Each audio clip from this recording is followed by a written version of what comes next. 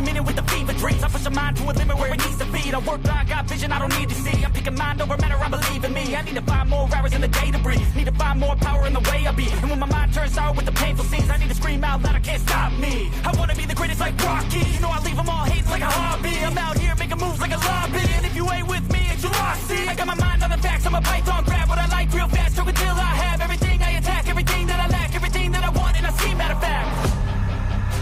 Cause I'm my own worst enemy. Only if I let it be. I can control anything if I can just think carefully. I control my destiny. Deep up in my mind I manifest it.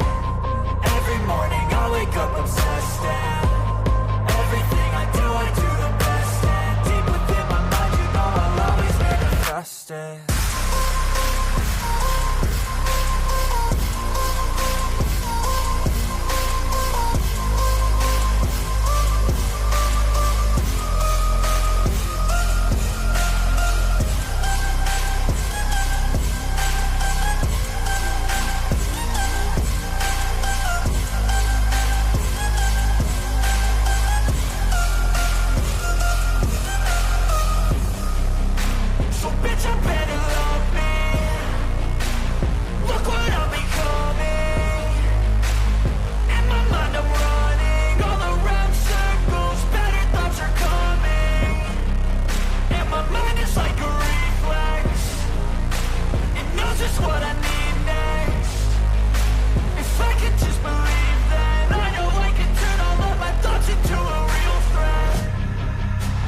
I'm my own worst enemy. Only if I let it be. I can control anything if I can just think carefully. I control my destiny. Deep up in my mind I manifest. What up, Nine? Every morning I wake up obsessed, and everything.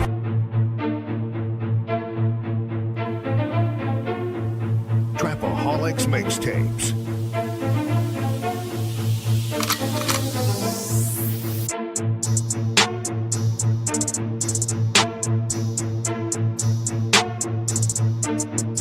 As the 9% and word would say, make a better you, a better us.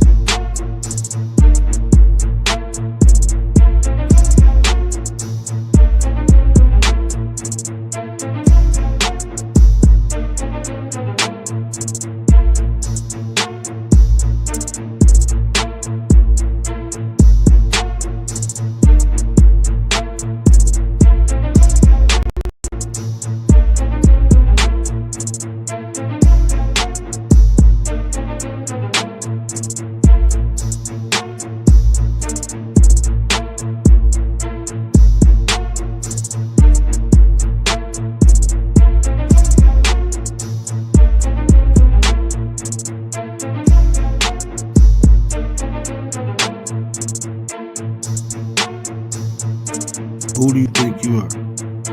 I'm the word. Boy, about it. I'm the one who put in the work. Get you a word. Nana nana boo boo.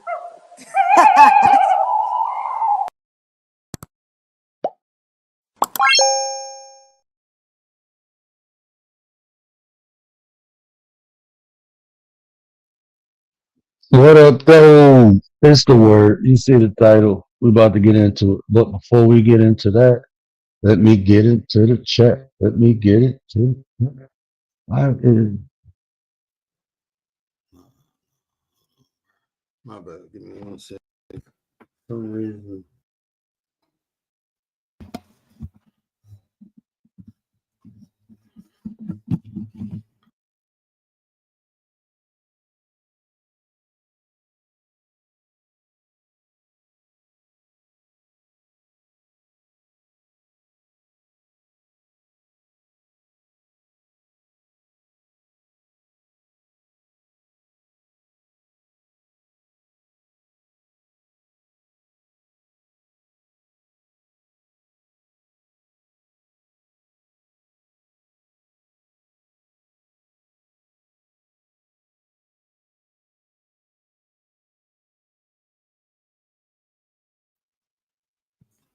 Mic check, mic check. Can you hear me? Okay, we're good to go. My bad. What up, though? What up, though? Dee Dee. What up, though? Bronze, what up, my brother? No sound still? Y'all can't hear me?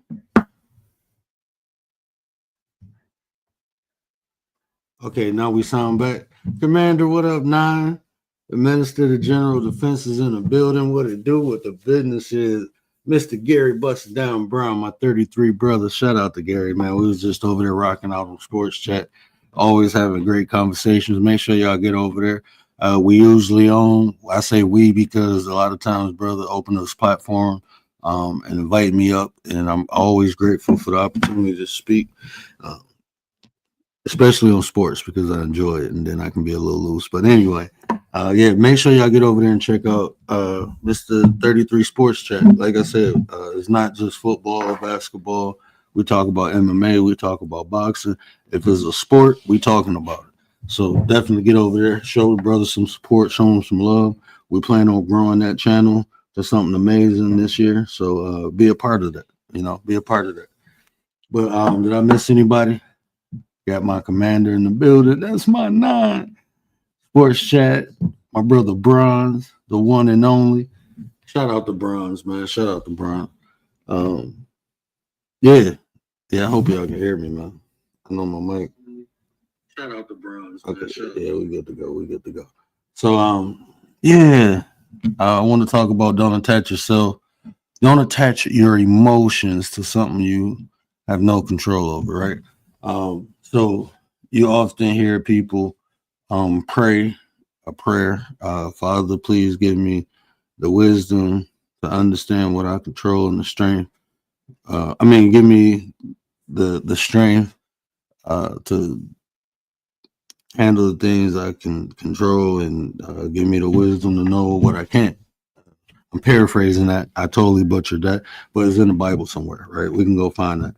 So, but we heard that before, we heard people say, don't worry about what you can't control, focus on what you can, right? And that's true. But the important aspect of that is don't allow your emotions to be attached to things you can't control. And this is why, because if you can't control the situation, you're not going to be able to control your emotions. And if you can't control your emotions, that comes with something else too. It comes with the way you think and the way you act, positive or negative, right? Sometimes we feel a little too good and we go overboard. Sometimes we feel bad and don't do enough, and vice versa. So it's important to not attach your emotions, because once you do, you are out of control. And let me tell you, this is one of the hardest things, and this is a continuous practice, right? Because some things will be easy, some things will be hard, and some things will be damn right out difficult, right? I'm experiencing that now. But it's the awareness, right? It's the awareness to understand how you feel, and it's the observation of looking at the situation or circumstance, but that takes effort. A lot of times when we are in our emotions, we are triggered and we do things without rationalizing, without thinking about it, until we calm down, and then we realize, like, okay, yeah, we went a little overboard, shouldn't have did that, probably should have handled it this way. So if you had those experiences, you understand what I'm saying. And I'm pretty sure we all experience something like that in one shape or another, where we did something irrational because of the way we was feeling. That's nature. And I'm telling you, a lot of people understand that. That's why there's so many different emotional triggers. Like, people who understand this, they know how to emotionally trigger someone, if it's good or bad. Even when they say love bombing, one of the hardest things I had to practice is, far as not allowing my emotions to be attached, was not only the negative things, but the positive things too. And that's when we talking about love bombing, because sometimes people will gas you up, they'll stroke your ego, not for your benefit, but for theirs. They get you feeling good, you'll be looking left and they'll be doing something on the right. And because this person is making you feel good, they're getting away with stuff because you're not rationally seeing things. You're not seeing things because they got you wooed up. That's why I always say don't get too high and don't get too low. I'm always grateful. Good. Think about the benefits of understanding what makes you feel good. You can always replicate that. And if you can replicate that, guess what you can do? You can change your mood. If you can understand what makes you feel good, and if you know what makes you feel good, bad, you can shift that energy. This is what I tell people: practice, practice, practice. The more you practice, the better you get at it. Anything you try the first time is difficult. I ain't gonna say anything, but a lot of things we try the first time is difficult. But the more we practice it, we begin to understand structure and discipline.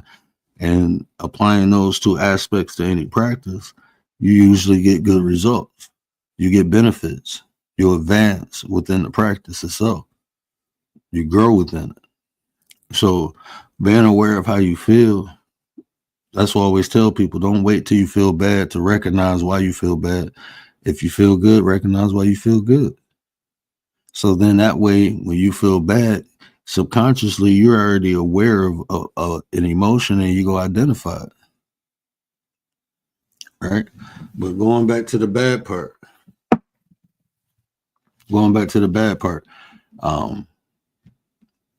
when you feeling bad about when you feel those negative, put the link in the chat. This is just a conversation. If y'all want to pop up and engage in dialogue, that's cool. This is not like a presentation or anything. I'm just talking. But in that bad part, right? When you feeling bad, the important thing is to understand what the stimulant was, what caused you to feel this way. Because if it's someone else's action, like for instance, someone call you a degrading word, right? Yeah, you go feel some type of way. I know I do, but a lot of times I have to catch myself. Why are they doing this? And once you begin to understand why a person is doing something, it's not the fact that you're trying to justify it or even rationalize it, but it is key to understand, because if you react, then you put them in a position of power. You give them power. If I sit up here and start, throwing out slang. Lisa J is in the building. What up, though? Lisa J, what up, money woman? Appreciate you, sis. Appreciate you.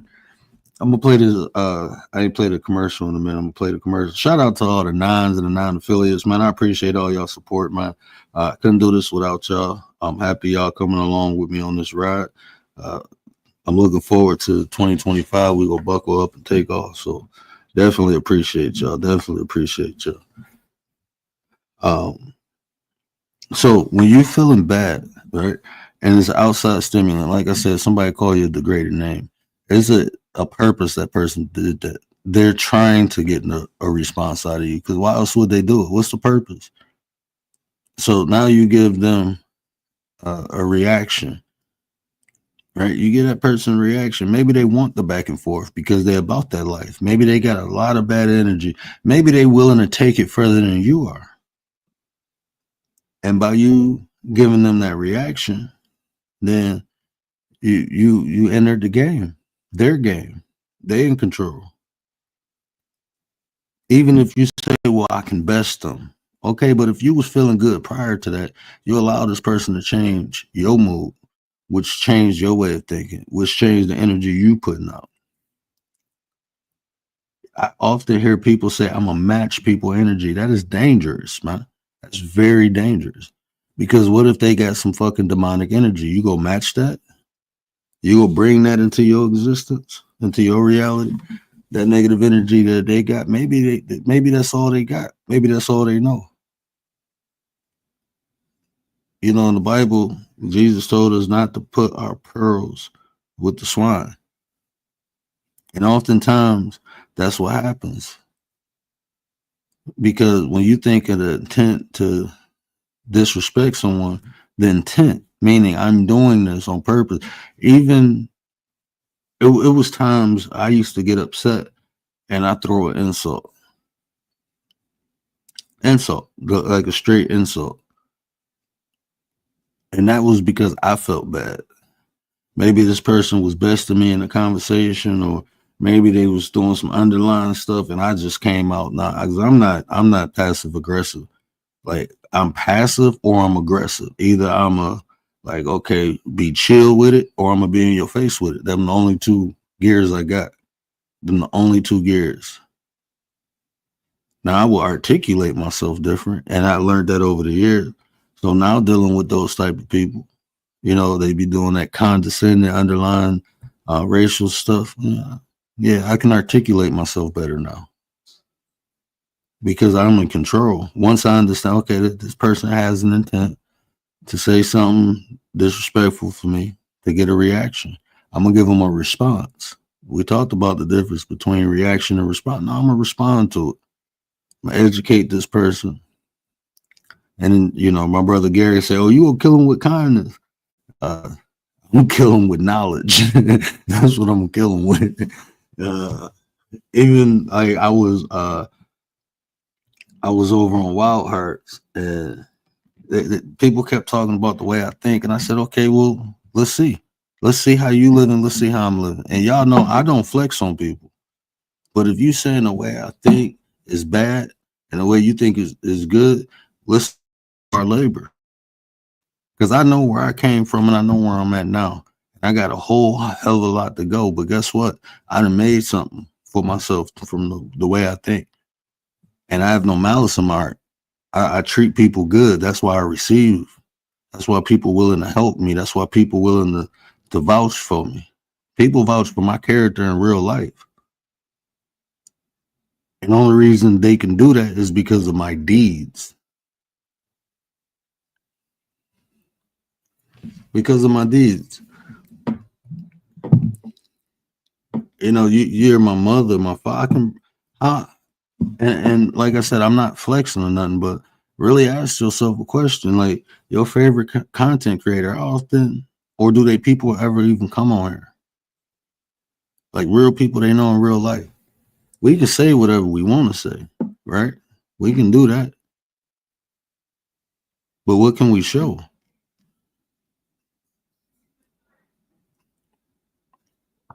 It's people who I met on this app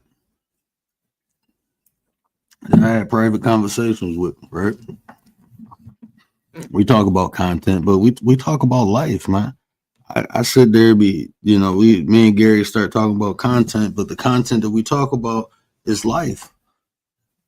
It's life. So we get to talk. And when I first met him, he was like, "Okay, now I see why you do this or do that," because he had a peek into my real life. Like, this how I really am, bro. He hear me talking to my kids, interacting with my wife.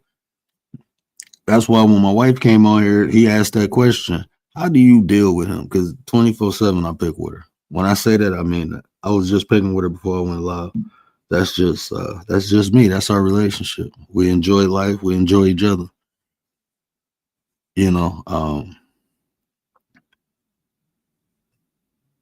But it is at some point, even as a content creator, you have to show. It depends what you're doing, right? But what I'm doing, I have to show aspects like, okay, I'm not just saying this, I'm doing this. And that's why I can talk about it. There's a benefit in it. You can see the benefit. Even the way, I was talking to Wildheart yesterday. I realized that, we all different, right? We all different, but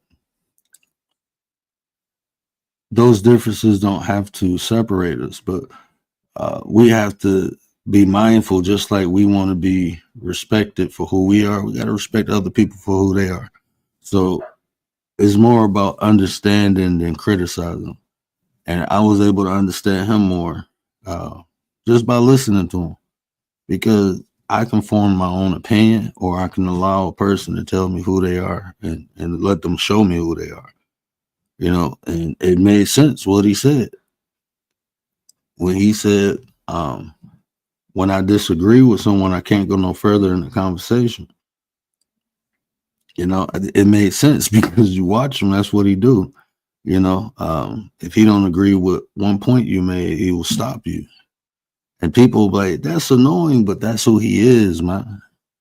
So you can talk to him and like I talk to him, like, look, I understand that, but if you let the person get out the context and you don't have to accept what someone else is saying.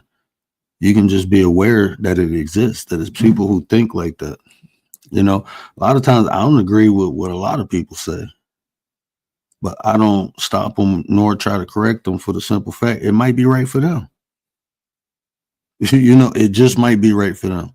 I know people try to live in the realm of rationalization, logic, but at the end of the day, man, if someone is doing something and it's not hindering your experience, then I don't see what the purpose is of because my way, like the way I do things, maybe you don't have the knowledge, wisdom, or even the resources to do it.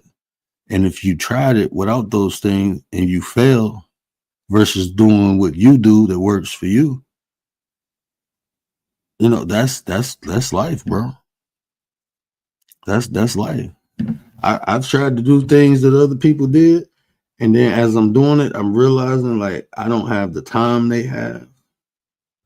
I don't have the support they have. I don't have the resources they have. So I struggled at it. But once I built myself up to those things, I was able to accomplish it. You see people and do stuff, you don't know what they had to go through to get where they at. I had to learn that the hard way. You learn that the hard way, especially like when you go into sales, right? You see somebody doing real good in sales, right? Contractor, like real estate, right? Life insurance. You see them doing real good. And be like, man, I can work just as hard as them. And then you start doing it and you realize like, well, you don't know the people they know. And a lot of their sales came off of referrals because they knew people. And you don't know nobody. So you have to go out and get that. You might be a better talker. You might be a better thinker, but you don't have what they got. You ain't got them resources. And that's reality. So everybody will excel at different things for different reasons. Just because somebody did something good, you might be better than them. You might can talk better than them. You might can walk better than them. You might can dress better than them. But you may not have the resources they have. You can be smarter than them, but you just don't know the people they know. That's reality. So like they didn't understand when I was doing life insurance, like I was struggling at first because it's all cold calling, right?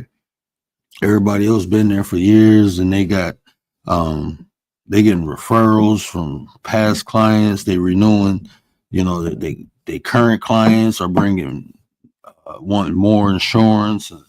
Every year they switching their plan and getting them a better plan. So they making money. I'm cold calling, trying to find clients. But then when I started working in the hospital, I blew up. And they couldn't understand. I was struggling a month ago, but now I'm not only doing office number, I'm doing regional numbers. How is he doing this? I didn't even have all the certifications I need at that time. I didn't have my annuities. I didn't even have my at the time when I first started blowing up, I didn't even have my health insurance license yet. I had to go get certified for that. Well, I had the health insurance. I just didn't have HAP. I didn't go through the HAP program. But until then, I got like 4 people in my office. I got them to do it because they had it and they just threw me some money off of it. So I was still hustling. I'm like, hey, man, look, I need this person signed up for this. I ain't got it yet. I'm going to get my certifications in 2 weeks. Can you sign them up? Yeah, but it's a referral fee, so I need my money too because I'm referring it to you. Okay, no problem. Cool, bet. So that's how I was making money off of that until I got mine. When I got mine, all that was gone. All that was gone. But they didn't have the resources I had. I was working in a hospital talking to people who needed help.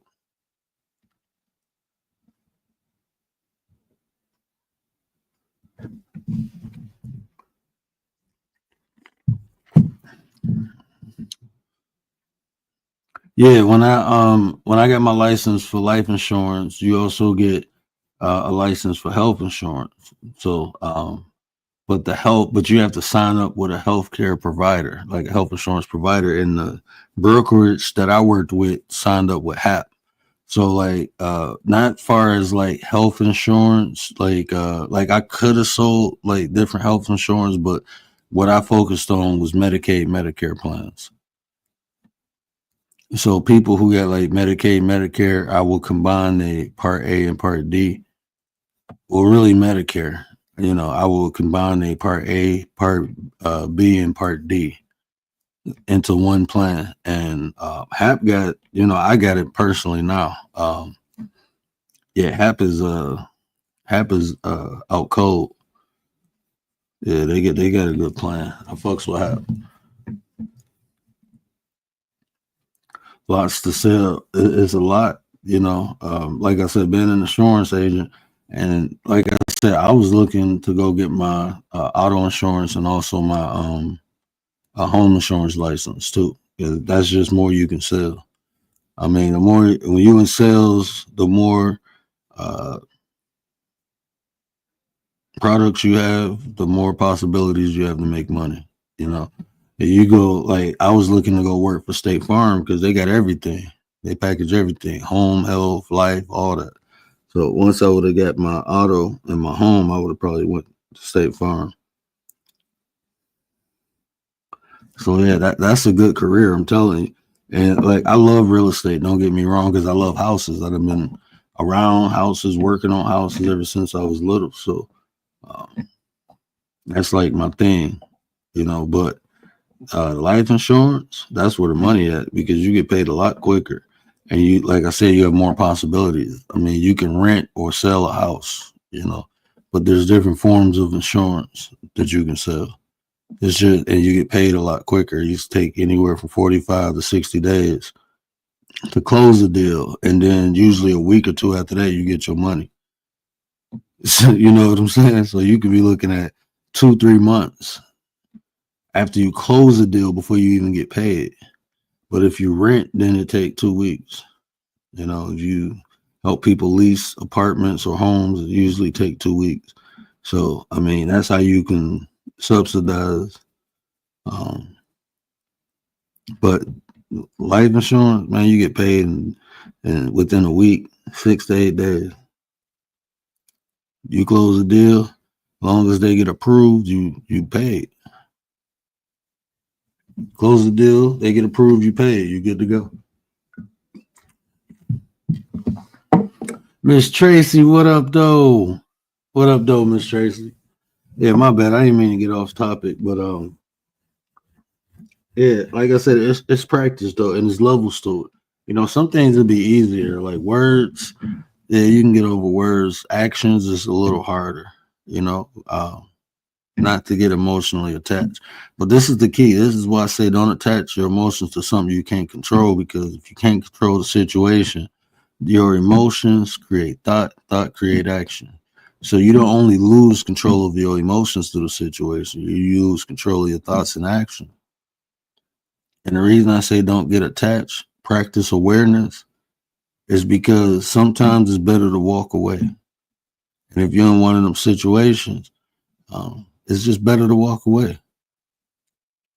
But that takes practice. And the hardest part is to be aware. It's to be aware while you're having an emotion. I always tell people, start off by, when you feel something, ask yourself, why do I feel this way? Good or bad, ask yourself, why do I feel this way? Once you can, okay, I feel this way because this person said something. Ask yourself another question. Why? No, okay, I feel this way because they said something, but is it true to me? Why am I feeling a way because they said it? Oh, because they disrespected me. Well, I don't really know this person. They had no significance in my life. They just being an asshole. What do I gain out of going back and forth with this person? Nothing. What do they gain? They gain something because they came at you. They getting something out of it, but you not. You're in a lose-lose situation. These things I had to learn, man. Because people will put you in that trick box. They put you in that trick box. Because they on crash out mode. They looking for somebody to crash into. But you just got to be aware of it.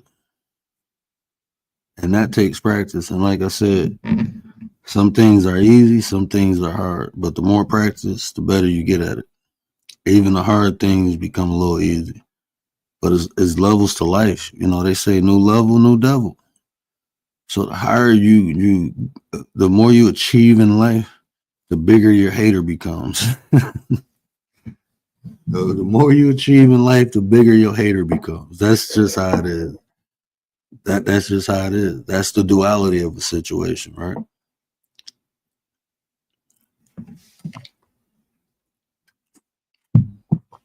And some people even say haters are necessary. To me, they're just annoying, but I understand because adversity is what brings the best out of us anyway.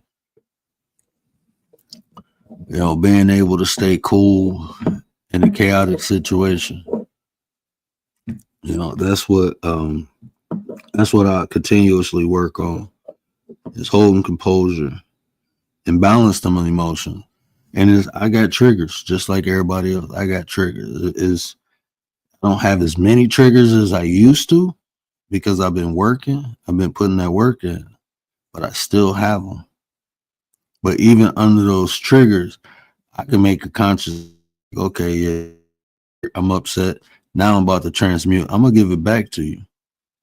I'm going to just do it in my own little way. I'm going to do it in a way where I can let it go and move forward from it.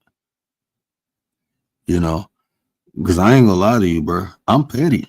That's just what I am. I'm never going to deny that. I am a very petty person. I just use it at my own discretion, but I am very fucking petty. I'm talking about I'm willing to go places other people ain't. I know I am. You know what I'm saying? But it's at my own discretion, though. I am in control of my pettiness. You know, can't nobody just make me be petty. I'm petty by choice. And I already did rationalize and justify my reasons for being petty. It's for transmutation. I have a rule to my pettiness. No more than 24 hours of being petty. I got my own rules to it. So I have structure and discipline to my pettiness. My pettiness is well under control, right? I'm proud to be petty too. You see what I'm saying, bro? You know, I just don't go out being petty to anybody. But when I am petty, oh, I enjoy it. I enjoy it. Over the creator and people attach emotions, but actually I do think we have control of what kind of relationship we want to have. Yeah, we do. We have, and hold on, clear that up for me, Commander. You talking about what kind of relationship we have with the creator? We do. And like even that, right? I had to learn like the way you develop, if you have a relationship with God or the creator, that's your own personal relationship, man. And people can say it don't exist or do, it just don't exist the way you think. Look, man, it's all these denominations, all these spiritual practices, all these religions. It's a whole bunch for a reason, because we all different and different things go resonate with us. Some things are attainable to us, so that's what people usually gravitate to. Like Buddhism, lately I've been back on my Buddhism, right? I've been really getting into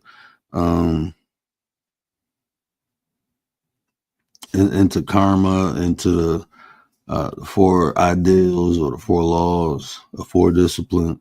I really been getting deep back into it, and I do that because it's for my own personal development, my own personal understanding. It brings balance to me. By practicing it, I see the benefits of it. Right? It keeps me humble. It keeps me open-minded, and it keeps me balanced. You know, that's one of the things I lean on often when things in this physical world ain't going in a way, because Buddhism teach you like things exist, you know. So it's something called dharma, and what that is it translates as suffering, but when you practice it, you see it's much more than suffering, because dharma can be within something good, right? It can totally be in something good, because the good things that we experience don't tend to last forever. And then when it's gone, we feel bad about it, right? So this is like the understanding of Buddhism, like even in good, bad things happen, right? Say if you got an excellent meal and it tastes so good, you enjoying it, but then you start getting to them last pieces, you be like, dang, man, it's about to be over. And this is so good. I can eat probably another. That's dogma. Say if you having a time of your life, right? You're on vacation and the last day comes, you got to get back on a plane, bus, train, whatever you took to travel. You like, man, all that fun. I got to go back to work. I got to deal with these people. That's dogma. So all good things, I don't like the term suffering, but that's what it translates into. It translates into suffering. But all good things have something that we don't desire within it, right? Because it comes to an end. So Buddhism is just basically accepting the existence of life. That's the easiest, most simplistic way I can explain it. But that's what it teaches you, how to accept the things that exist. You know, it's good things, it's bad things. And a lot of time, even within the bad things, something good may come out of it. It's a BDB, how you living? How you feeling? What up, Nine? It's something I want to share with you. I don't know if y'all ever heard it. All right. Let me go. It is. I'm gonna let this person tell the story because they tell it better than me. Man, I looked a lot of stuff up on YouTube. Oh, it was all Super Bowl stuff. Shout out to Kendrick. The Nova effect. Have y'all ever heard of the Nova effect? Yeah, I know y'all heard this. I heard this story told in different cultures. I heard an American version. I heard a Chinese version, and I don't know where this version comes from, but I want to. This is not a part of Buddhism, but it's more part of like philosophy, right? I want to share this. I don't know. I ain't see the chat. Did anybody say they heard of the Nova effect? There's nothing bad that good to come from. Okay, now you said that. Remember you said that, right? Now I'm about to introduce you to the Nova effect.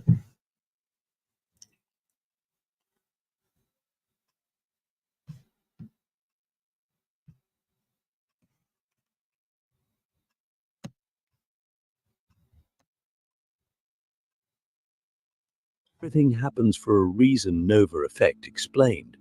Have you ever looked back at an event in your life, a heartbreak, a missed opportunity, a failure, and thought, what if it had gone differently? Maybe you've even wondered if things were supposed to happen that way, as if life follows some invisible script where everything has a purpose. It's comforting, isn't it? The idea that all the chaos, all the pain, all the seemingly random twists and turns of life aren't random at all.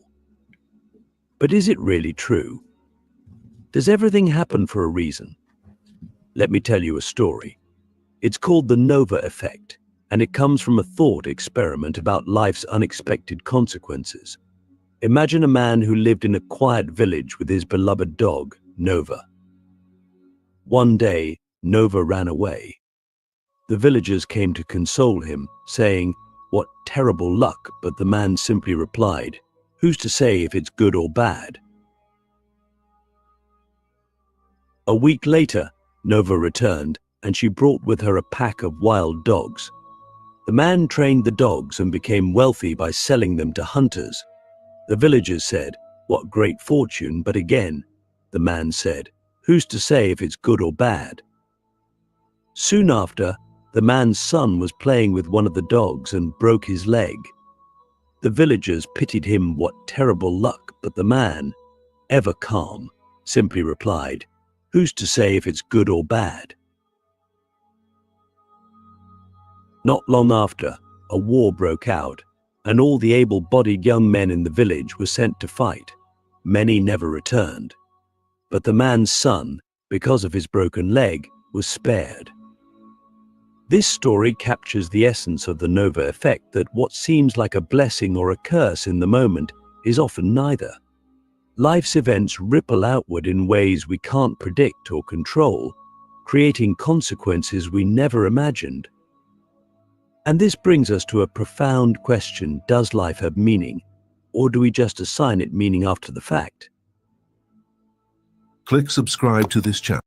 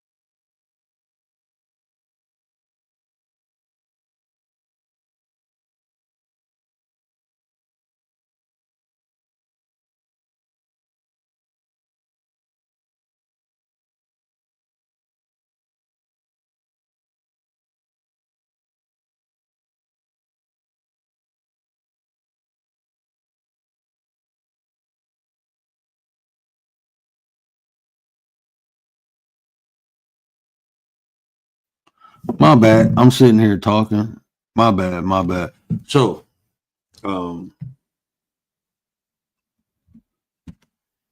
even talking about how, the Nova effect applied to my life. So it was a situation. Y'all didn't hear nothing I said, right? Y'all didn't hear nothing. Muted. Yeah, I just now seen that. Nola ran away. Man, if Nola ran away and brought some wild dogs back, yeah, I probably try to sell them too. I ain't gonna lie to you. I probably try to sell them. Yeah, that's a quick flip. But I'm not. Oh no, you the princess of petty.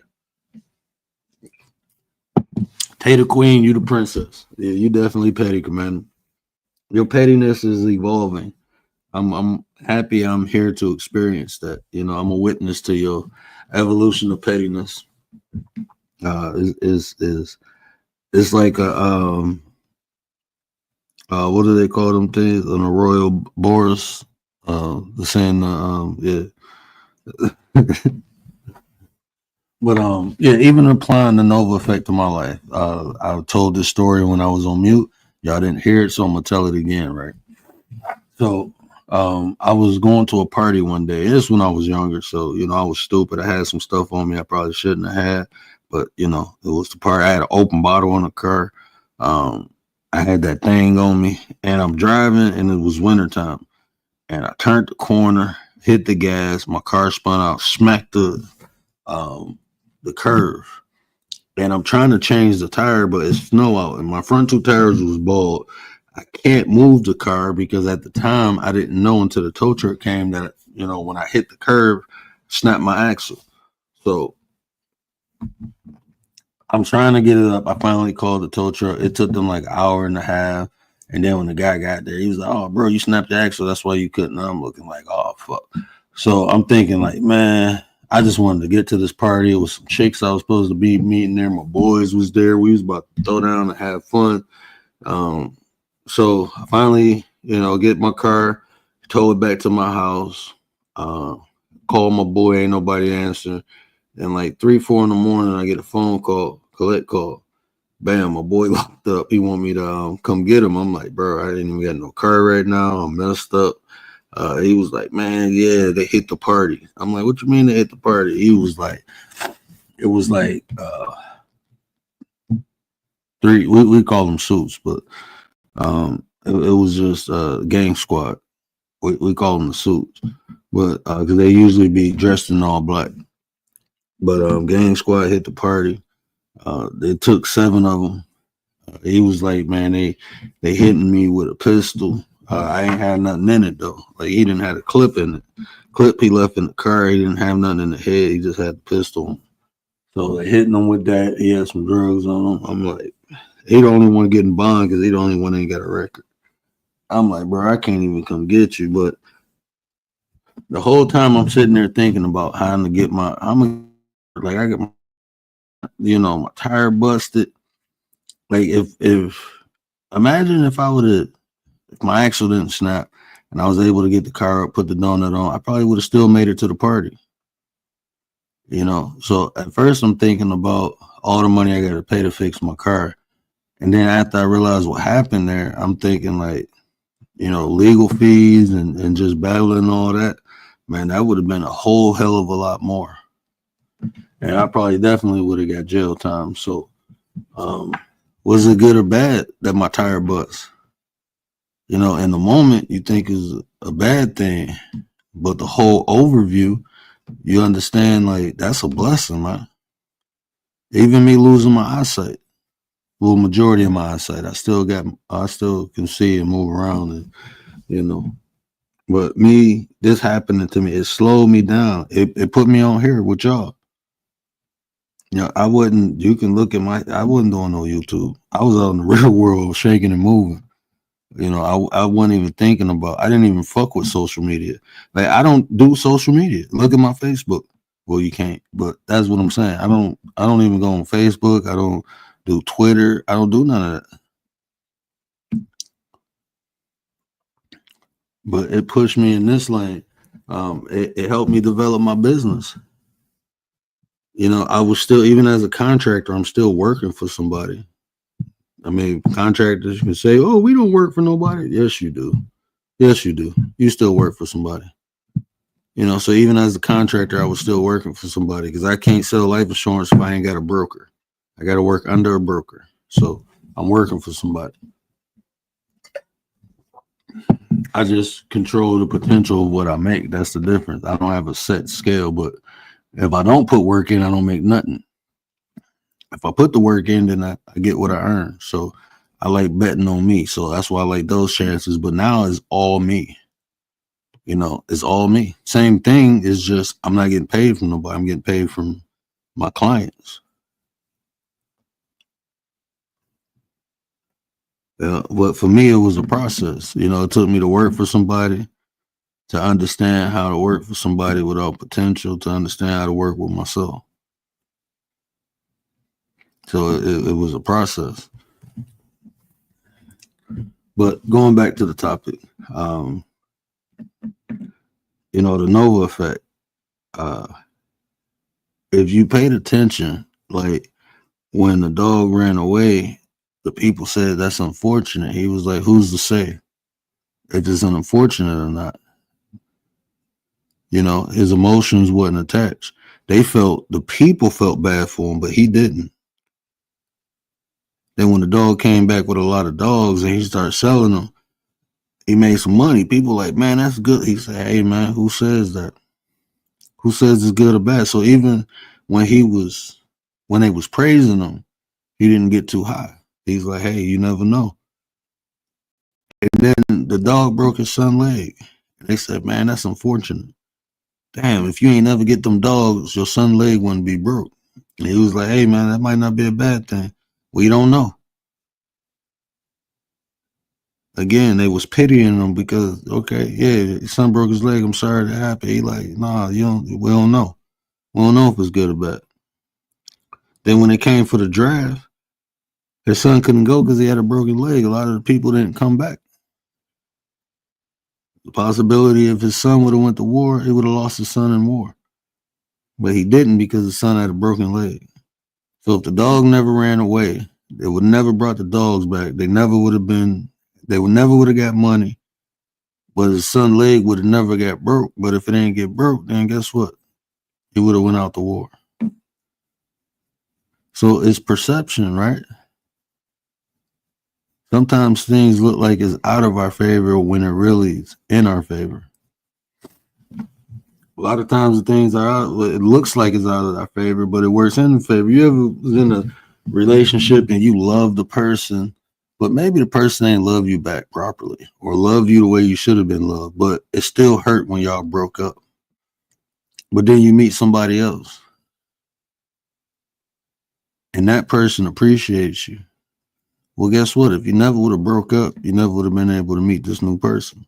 You would have still been focusing on trying to make what don't work versus being available for the right thing.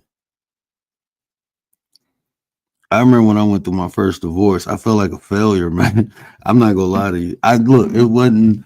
We were just bad matches for one another. We were just bad matches for one another. I ain't throwing no shade on my ex. I wish her the best in life. I loved her, so I ain't gonna throw no shade. It's just, especially me as a man, I can take accountability because I chose her and I chose wrong. We just wasn't right for one another. But when it first happened, I felt like a failure. And then like all the stuff that happened behind it, I'm like, man, I fucked up. I knew something like this would happen. Like everything comes with something. Like I knew if it didn't work, it'd be a huge problem. And I'm talking about financially, mentally, emotionally. I went through some shit. Right. But in the moment, like I said, I felt like a failure, but then I understood, like, I had to go through what I didn't want to define what I do want. And experiencing that made me a better man, made me a better person, And then I had another bad relationship after that. I'm not going to say that relationship was bad. We just wasn't right for one another. But because of what I experienced before, I recognized it a lot sooner. I recognized it a lot sooner. So it ain't, we ain't invest too much into one another. So it was a little issue when we broke up, but she all right. She doing good for her. So, shout out to them women, man. Like I said, man, I try to be cool with everybody. Ain't no bad blood. What happened. I learned from it and moved forward. So shout out to them ladies. I never come on here and dog them because they don't deserve that. That'll say a lot about my character, because I was the one who chose them. So if they ain't ish, what that make me? That's what people got to realize. People coming on here bashing their exes and stuff like, but you stayed with this person for this long. What that make you? What that make you? Especially as a man, man always want to blame problems on the female. Like, nah, man.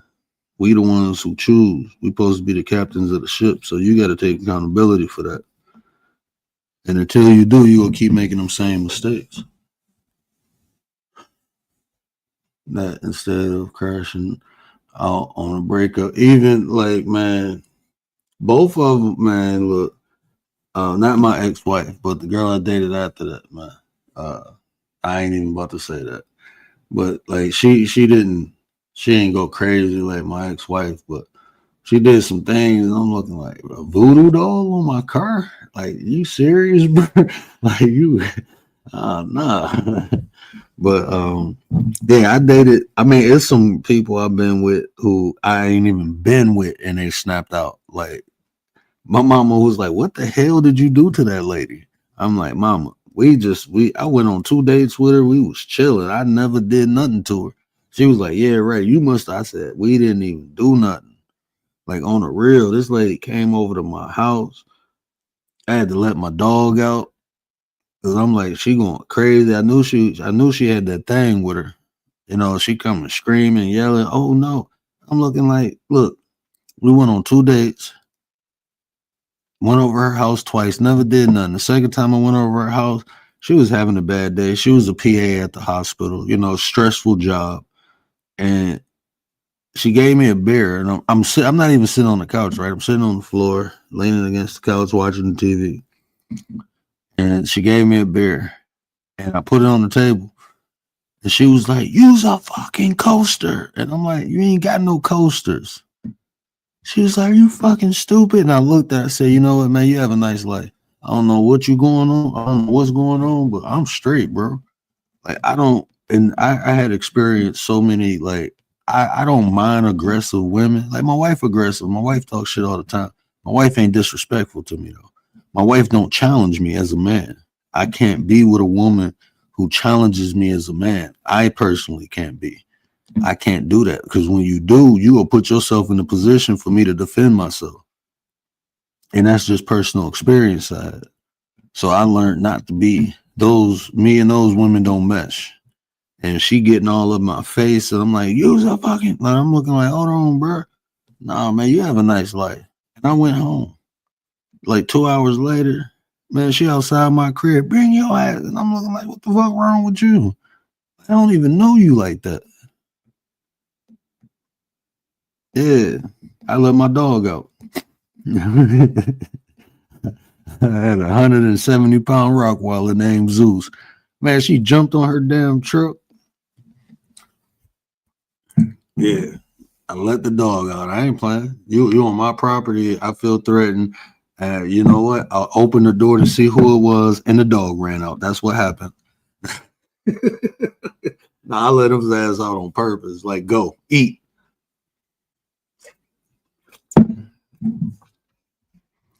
Yeah, didn't even do nothing. Never even kissed her. Nothing.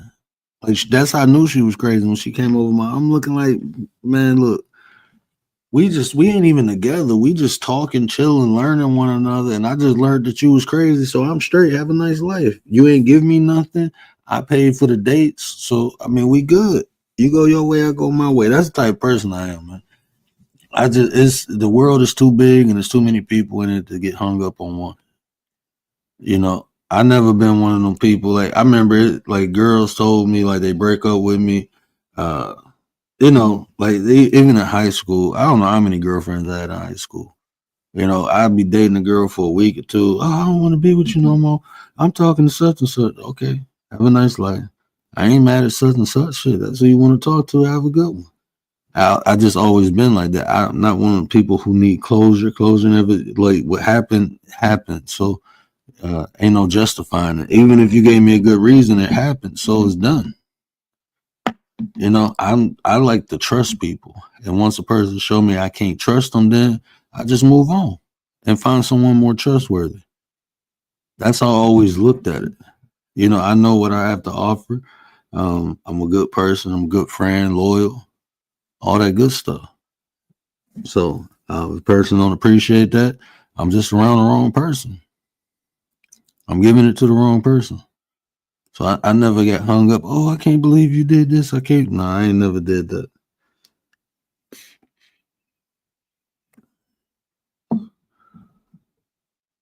She saw the woo woo in the word. Shout out. She saw the woo woo. People run away from me, so I try to improve. where I am wrong. And that, but see, even that too, sometimes, well, if you think it's wrong, then that's one thing. But if a person think it's wrong, it might just be wrong for them, but it might be right for somebody else. That's why I say, like, man, look, it's somebody out there for everybody. Like, even my exes, like I said, I ain't dog them. They was good women. They just wasn't good for me, right? They just wasn't good for me. But it'd be a man willing to, I don't want to use the term tolerate, but that's what it is. Tolerate, and might even like some of the things that, you know, I didn't, you know. So it's like things like my wife, the things that people didn't appreciate about her in the past, the dudes she dated, I appreciate. You know, they didn't want her to be goofy. I love that shit, bro. Like my wife goofy. She not even funny. It's her, she funny trying to be funny, if that makes sense. That's why I call her goofy. Not in a bad way. It's just she corny. It's like her jokes don't, like she do be having some good jokes. She had a couple good jokes. But some of her jokes, I'd be like, what, like, why did you even think that was okay to say? Like, and that's what make it funny. Like she really said that. So but you know, like a lot of the dudes she dated, they didn't like that. You know, the culture. She dated within her culture. Before she dated some white dudes, they didn't appreciate the goofy part of her. So they'd be like, "Oh, you immature." No, man, we gonna have fun with life. We be bouncing like, man. That's why our kids love us so much because we always interactive, playing with them, you know, goofing around with them, just experiencing one another, you know. So you know, Brother Gary will say, "Be like a child." You know, it says the scripture in the Bible say we're supposed to be like a child, so we forever learning and having fun. And that's, you know, I don't think nothing wrong with that because you only get one opportunity at this, right? You can talk about reincarnation and all that. I'm talking about the existence that you're in now. You get one opportunity. And when you embrace it, you'll take advantage of it. And you'll begin to understand what life is about. Is life has doctrine in it. It has suffering, it has pain, but it also has joy, happiness. You know, life is duality, man. You're gonna get some good with bad. That's why law of rhythm, understanding law of rhythm is so important. And that's something that exists.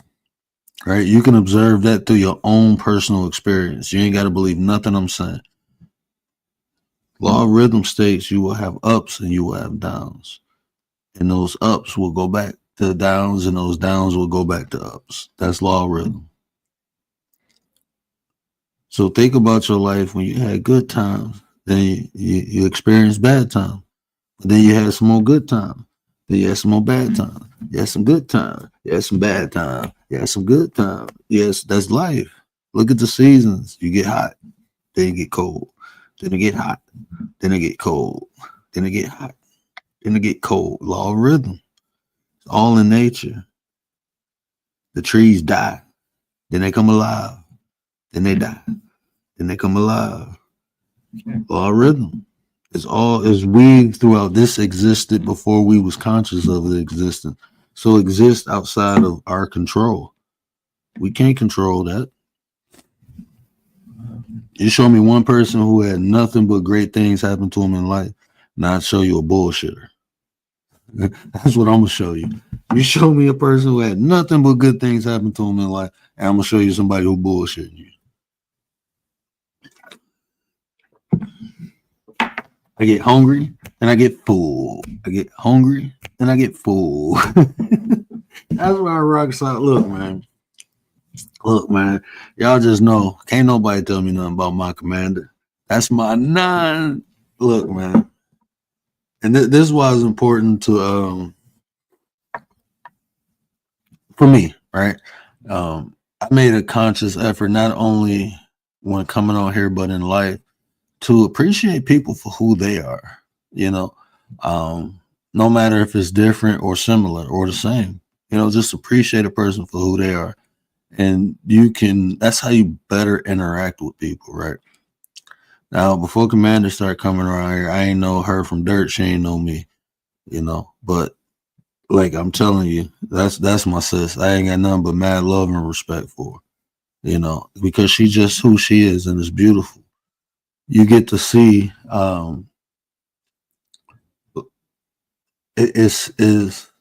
you get to see similarities, but it's like even the similarities are caused because of different reasons, right? Like me and Commander, like just our sense of humor is similar.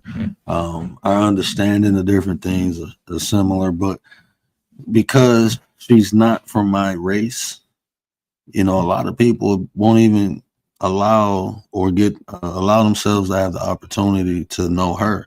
That's like oftentimes people ask me, because you said who? Tell her to say it. Hold on, I'll be right back. Let me play this. Let me go get I'm a troll in the chat. People think you a troll in the chat. Nah. Let me play this real quick. Where is it at? I think it's What up, man?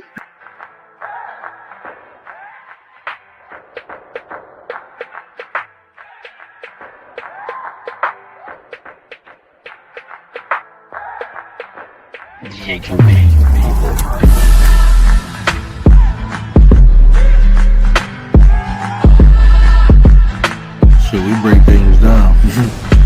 Concepts and all, we break it down. So who am I? I'm the one who put in the work.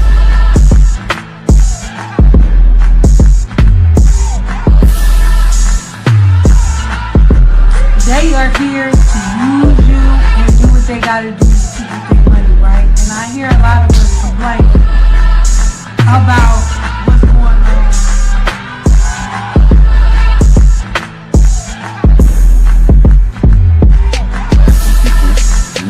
Why is that such a bad thing?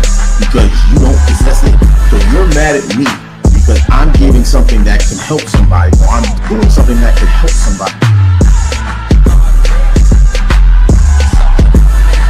Community that, you know, as we all build and we all grow, we're all going to continue to support one another. Like, that's never going to change, and it's never going to get to a point where I feel like anybody's told or getting accepted.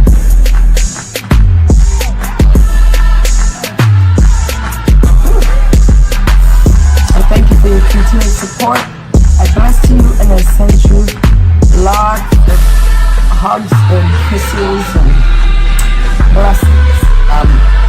What up, man?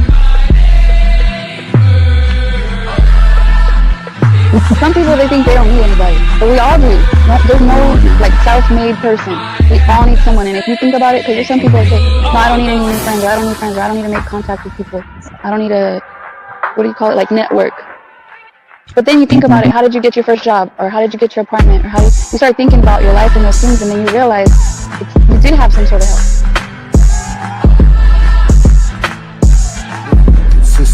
Consistent with all your values and beliefs. That's, you know, with all of them. So, you know, you can believe in honesty and empathy and courage and, you know, all of these things, but if you don't live consistent with those, you know, is that displaying integrity?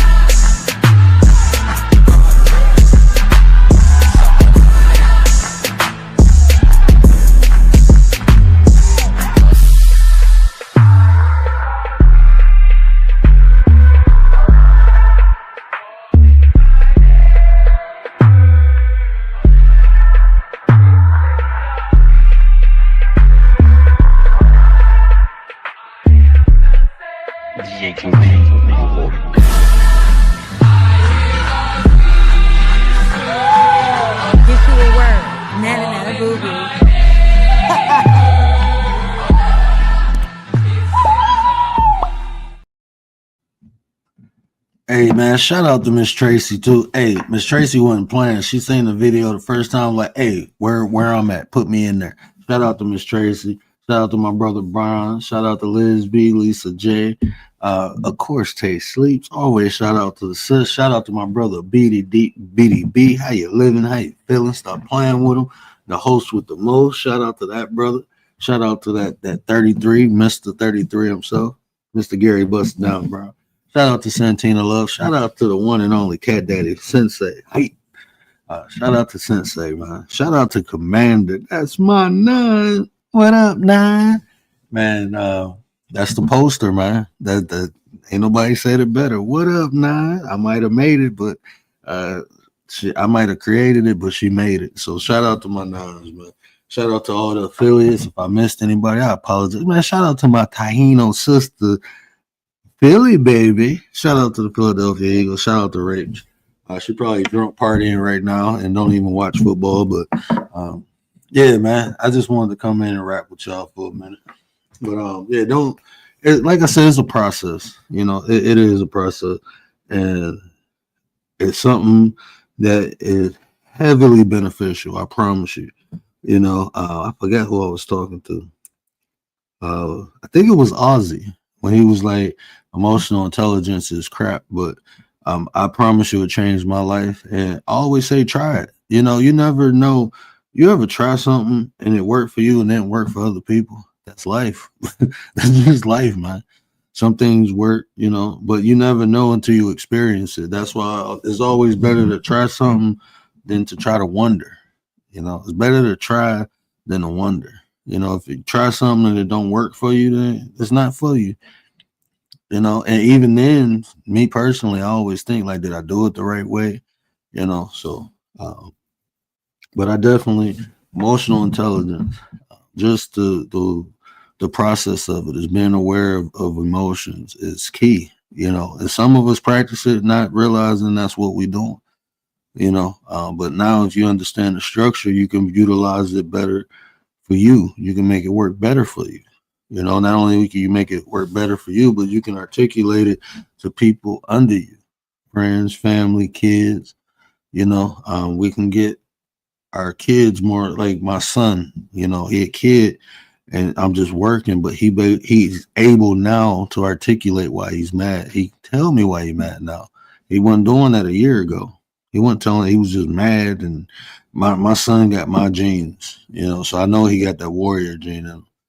That's a gene that we'll talk about that one day, but yeah, you be having like adrenaline rushes. So when he get mad, he kind of hawk out, and I recognize it because that's how I was as a kid. So I'm able to guide and direct him. You know, that Aussie guy, yeah, Aussie cool, man. I'm telling you, he remind me. I'm gonna see if I can get my boy on here one day. He ain't gonna do nothing but roast me. He ain't gonna say nothing nice about me. He go, only thing nice he gonna say is he loved me. After that, nothing nice is gonna come out of his mouth about me. Nothing. He gonna call me all types of names, but that's just him. You know, he been like that since I know him and met him. And one of the greatest guys I know. You know, he'll give you the shirt off his back. You know, he been there for me in some difficult times. You know, some stressful times, definitely stressful times. You know, that's my boy, man. I love him to death. You know, Ozzy, oi, oi, oi. Every time I see him, he be like, shut the hell up. Every time I see him, I do that. He be like, shut the hell up.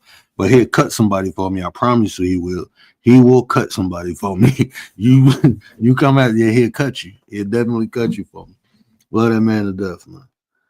But he is just that that spirit, you know. So yeah, I'd be cool. I'd be kicking it with the Australian cat. I enjoy their energy, you know. That's what I'm saying, man. Just take the time to get to know the individual. You can put a blanket, you know. I always tell people, all white people ain't bad, just like all black people ain't good. That's just that's reality, right? because I lived in a predominantly black environment majority of my life. All the encounters I got into was with black people. It wasn't with white people. Only thing I can say that white people truly did to me was through my ancestors and my elders. You know, I can't personally say, I can tell you a couple stories. It was a white cop that saved me from a black cop, because that black cop had a hard on for me for some reason. I don't know why. I had scrubs on and everything. Just left the hospital. I think I told y'all that story. He pulled me over, talked about my car. I was in a hit and run. I'm like, bro, I just got to. And I said, what I hit? Some toilet paper? I was being a smart ass. You know, when I said that, he like, get off the car. I'm like, bro, call your commanding officer. I am not getting off the car. Your car was reported in a hit and run. He pulled his gun. I got my hands up. And the other cop, I heard the door open. I guess when he pulled the gun out, the other cop came to back him up, flashing it. And I'm like, sir, I ain't even did nothing. He said my car was in a hit and run. I literally just got off work. I worked 12 hours. I ain't been in no car accident. And now he got a gun pulled on me. I mean, if y'all want me to get out the car, can you please get me out the car? Because I ain't trying to get shot. And he was like, he didn't even have his gun pulled. He had a flashlight, but I'm scared to look at this point. So he was like, man, he was like, sir, relax, put your hands on the steering wheel. Don't worry about nothing. He went to the other side of the car, told him to put the gun down, walked to the back of the car, brought me my shit back and said, I apologize. You have a nice day. And, you know, so, I mean, just experiences like that, man. But I understand, you know, we all different. So I know black people who had bad experiences with white people. I got them in my family. They tell me, you know, they tell me the story. So I can understand why they feel that way. And it makes me aware that it's possible. But until I encounter that, I can't say, you know, white people are like this, because I know they're not. Not all of them. Just like I know all black people ain't good, because a lot of the stuff that happened to me, my house being broke, all that stuff happened from black people. Being set up by my own family, all that stuff happened by black people. But just because I experienced individual who did wrong to me, I'm not going to put a blanket on all black people and say all black people wrong. I just understand anyone has the potential, no matter what color they are, no matter what belief they have. None of that stuff matters when it comes to human potential, because anyone can become a threat. Anyone. You see kids unaliving parents, parents unaliving kids. If you can't trust your parents, who are you supposed to trust? As a parent, if you can't sleep in your bed and trust your kids not to unalive you, who can you trust? You see what I'm saying? So that's just potential. But if you're aware of that potential, now you can see stuff coming. But if you just in the fog because these people are supposed to be trustworthy, stuff like that happen. Everything has signs. Everything has signs, man. And if we choose to ignore them, then situations like that happen. People getting unalive by somebody who's supposed to love them, take care of them. But then you put yourself in a box because you figure like these people close to me hurt me, so why wouldn't everybody else? When that's not a fact. That's just not a fact. Fact is, people have potential, but that don't mean everyone will go in the negative potential side. Even people you don't know will sometimes treat you better than your own goddamn family. Tell me I'm wrong. Tell me I'm wrong. People you don't even know will treat you better than your family.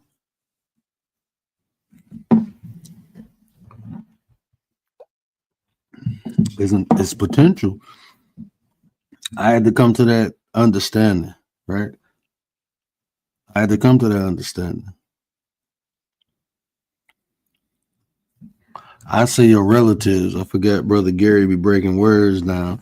I say family. He'd be like, that's familiar. That can be anybody. Remember, that word came from slavery. So let me say, people who you don't know will treat you better than your relatives. You know, people you don't even know. They can give you more respect. They can even be more loyal to you. I know some people, like, look, man. I know some people that's more loyal to me than my flesh and blood. When this happened to me with my eye, these people, not even my flesh and blood, was ready to ride out on my flesh and blood. They like, oh no, we going to get them. They got to get touched. I'm like, chill out. I don't want to see nothing bad happen to them. Like, bro, you got kids, you got a family. So what? Look, man, nah, bro, bro, it's over with. We good. We good. We good. You know why? Because you got kids, man. And them kids deserve a father. And you deserve them kids. And I'm strong enough to bear the cross that I have.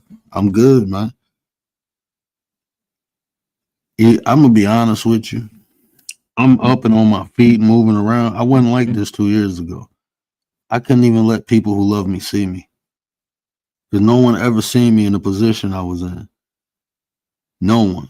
It broke my wife will tell you today, it still hurt. Like if she remember what I went through. She was right there when I was going through it. I couldn't even lift myself up. I got so weak, man. These pills, these fluids, trying to drain this fluid off of me, constant migraine. I had nerve damage. My strength depleted. I couldn't see nothing. And she watched that. I couldn't let the people who love me see me like that because I couldn't stop nobody from doing nothing. So I would talk to them on the phone like, no, I'm good, man. I'm good. I'm lying, though. But I'm lying for a good reason because I don't want nobody to feel no type of way and do something that they can't undo. All in the name of me. I'm straight. I'm good. I'm gonna get stronger. I'm gonna be better. And I fought my way to where I'm at now. And I'm still fighting, man. This shit ain't easy. It's not easy. I wake up with different, man. If y'all truly only knew, y'all really knew, bro. Y'all really knew. I don't curse God. I don't ask why. I just know this is a cross that I can bear. And I'm carrying it. And if I get a little weak, it's people that got my back. You know what I'm saying? And they hold me up until I can hold myself up again and continue walking with it. That's life, man. I don't feel bad for myself. I don't wonder if it never happened. I don't do none of that, man. I just move forward. And that's a choice. It's a choice. I can easily go into a bitter mode like, I can't see. They did this to me. Oh my, woe is me. I can go into that.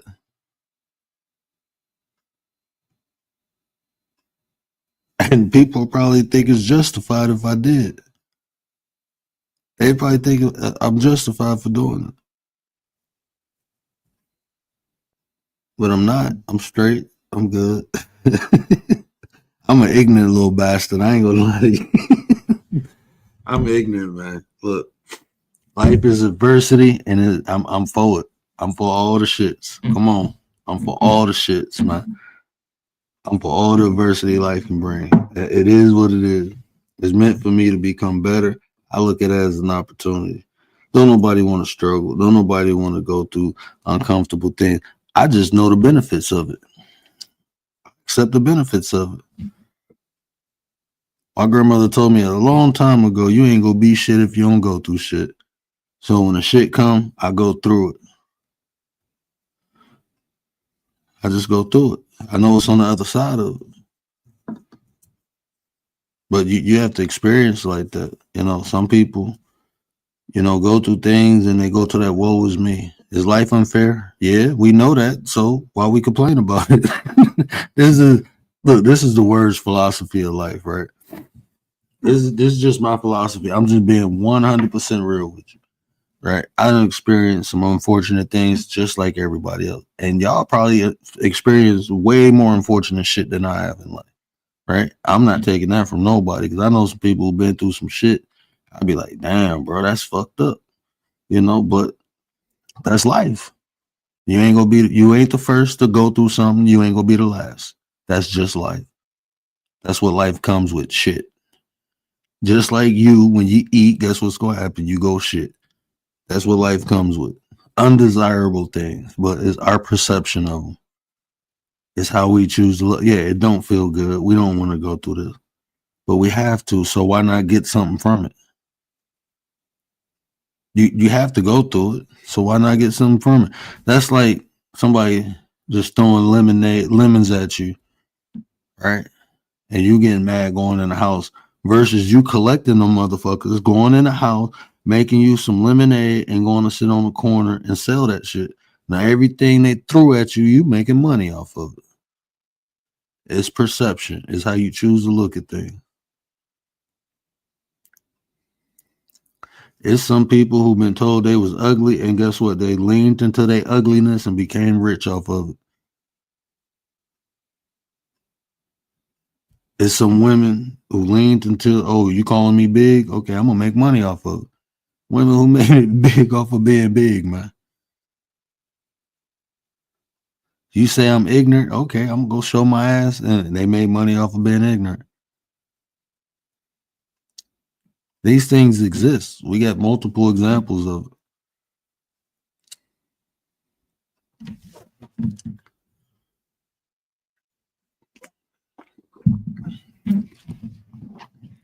Oh, you say I'm a hoe, and they go be the best hoe they can be and make a lot of money. Okay, let me stop. Be real. Do you sometimes feel pissed? Honestly, no. I don't. I'll be 100. Ask my wife. My wife complains about it. And I be telling her, like, chill out, man. I'm telling her, like, that's gonna make you bitter. Like, you know what? I was embarrassed. I wasn't pissed. Like, I got rid of that emotion first, I guess. But what lingered was being embarrassed, like to actually vocalize, like, my brother did this to me. I was embarrassed. Because I'm like, who does that? Like this my brother. Like that shit is embarrassing to say. To me it is, because of like my family and where we come. We don't do no shit like that. And out of all the family, it's my brother who did it to me. So it's not even like embarrassed. I was more embarrassed within my family than outside.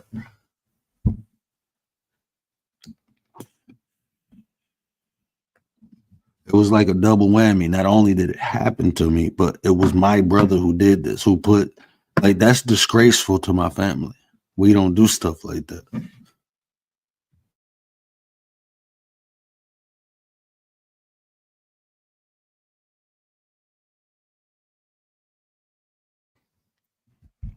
Like, yeah, we don't do stuff like that. So that was more like a disgrace to and it's my brother.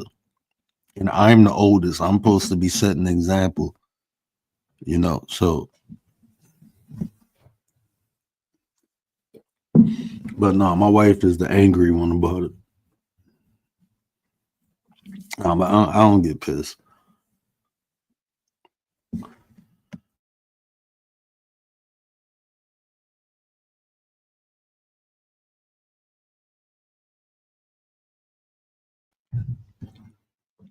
I mean, I would say this though. When I like I said, I'm ignorant. It's things I don't do because I don't want to risk my life or the life of other people. But the things that don't risk life and I can't do, I do get frustrated. Like, damn, man, I can't do this no more. Like, I won't even try to use a wet saw, because when I could see, I almost cut myself a coat. I used to nick myself with a wet saw all the time. I had to put them, I forgot the name of them gloves, but they got like metal, they got like metal in them, so you won't cut your finger off. But I had to wear those because it's like, I don't know. I used to always nick myself with the wet saw, so I won't even try to use a wet saw no more. I still can use a reciprocating saw because the space, is like good amount of space. that I can put between myself and the blade, and I can control the trigger. You know, I love my roto zip. I still use a roto zip. Circular saw. I can still use a circular saw.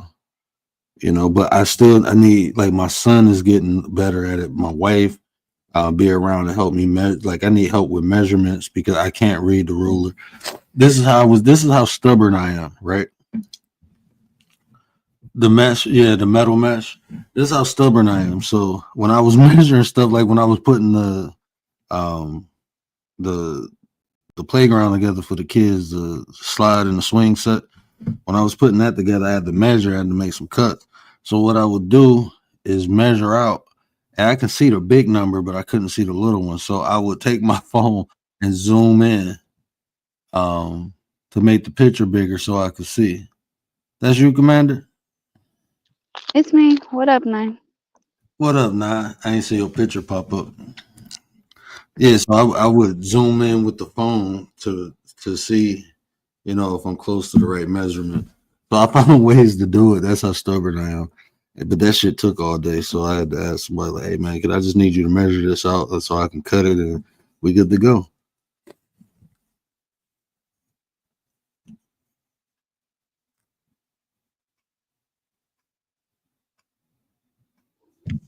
I'm here. Let me try to fix the picture. Let me see.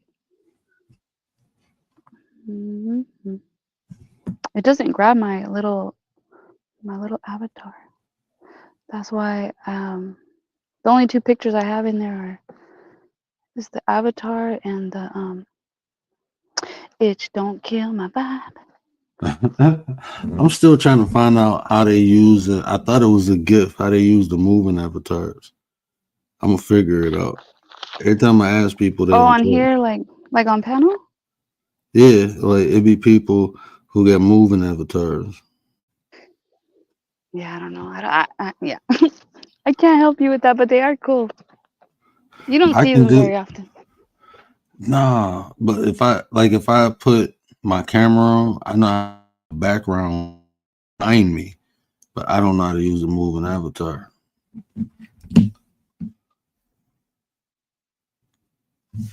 Yeah, with the camera on, like if you have a like a certain app that you can use.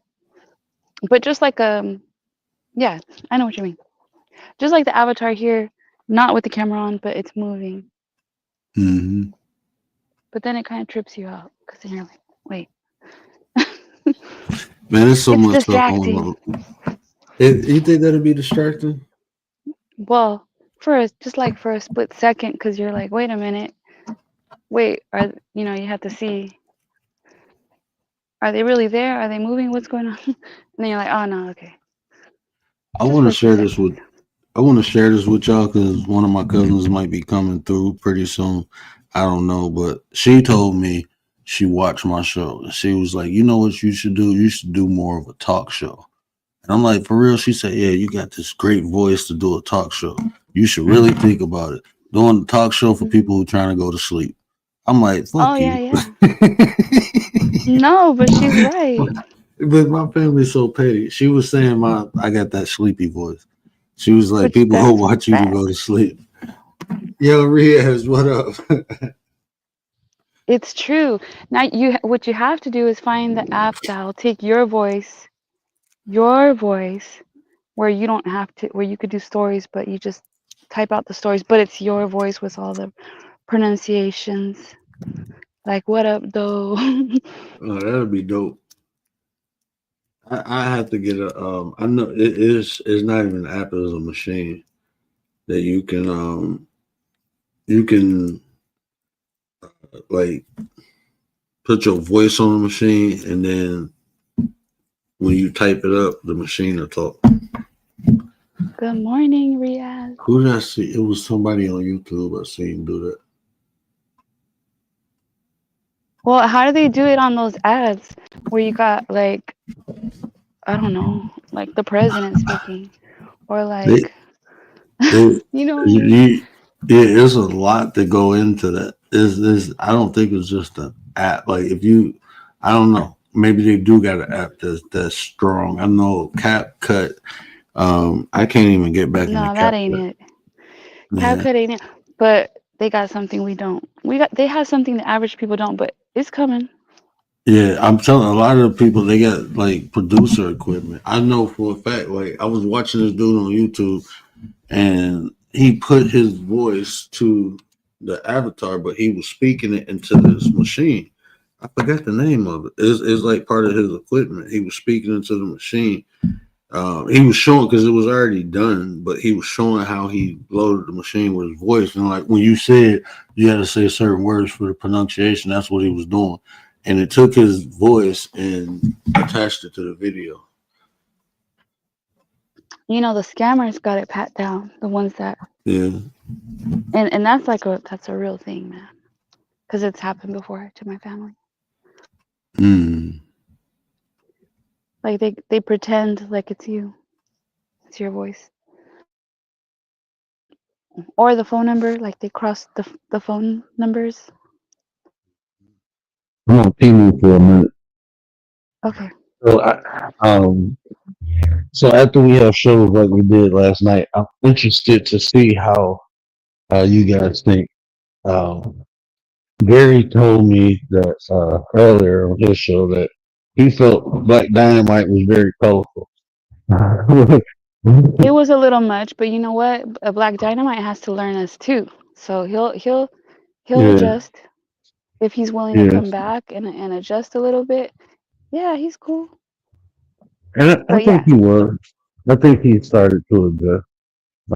It like you say, it's more work for him to do too.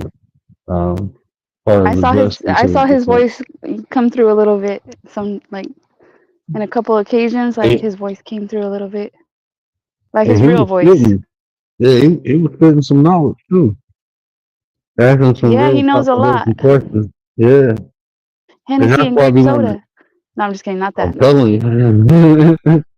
I'm telling you, that's what the OGs had. Why do I keep losing that one? Never mind. Yeah, but he had the sauce. I was like, oh Mm-hmm. yeah. But I think yeah, it could be much. I don't know. I enjoyed it. I think it's cool, but I know not everyone will. Some people will be like, it's too much. That was that throwback Richard Pryor. Yeah, the Richard Pryor vibe. That's why they remind me of my uncle. They come with all the dirty jokes, but I was like, bro, you can't use the H word, bro. We don't do all that. I don't want nobody calling nobody no N. We don't call nobody no H. No, the great words, bro. We can talk.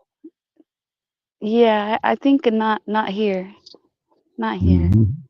Like I'm sure there's places they could do that, but Yeah, are you man. not entertained? Yeah, I gotta get a button. I gotta get something because man, he was everything else. I mean, that was the only. I mean, I know he said some vulgar things, but that shit was funny to me, man. And I don't like. I ain't gonna say it ain't disrespectful because I ain't no woman, but who asked him that question that he only liked black women? Man, that was the funniest fucking That was comment I could. me. Man, that shit was so fuck. I gotta clip that up. That Well, shit was so no, fucking. because he was saying like he's got a hedge trimmer, and then I thought I heard him say like he has a variety or something. And so then I said, Yeah. what are you gonna, or what did I say? What are you gonna do when Trump takes half of your harem or deports half of your harem? And then he said black women. I said, oh, okay, so you only like black women, or you only your harem is black women. But you know what? Black women don't mean that they're American women. Not necessarily. Yeah, yeah. I don't mean.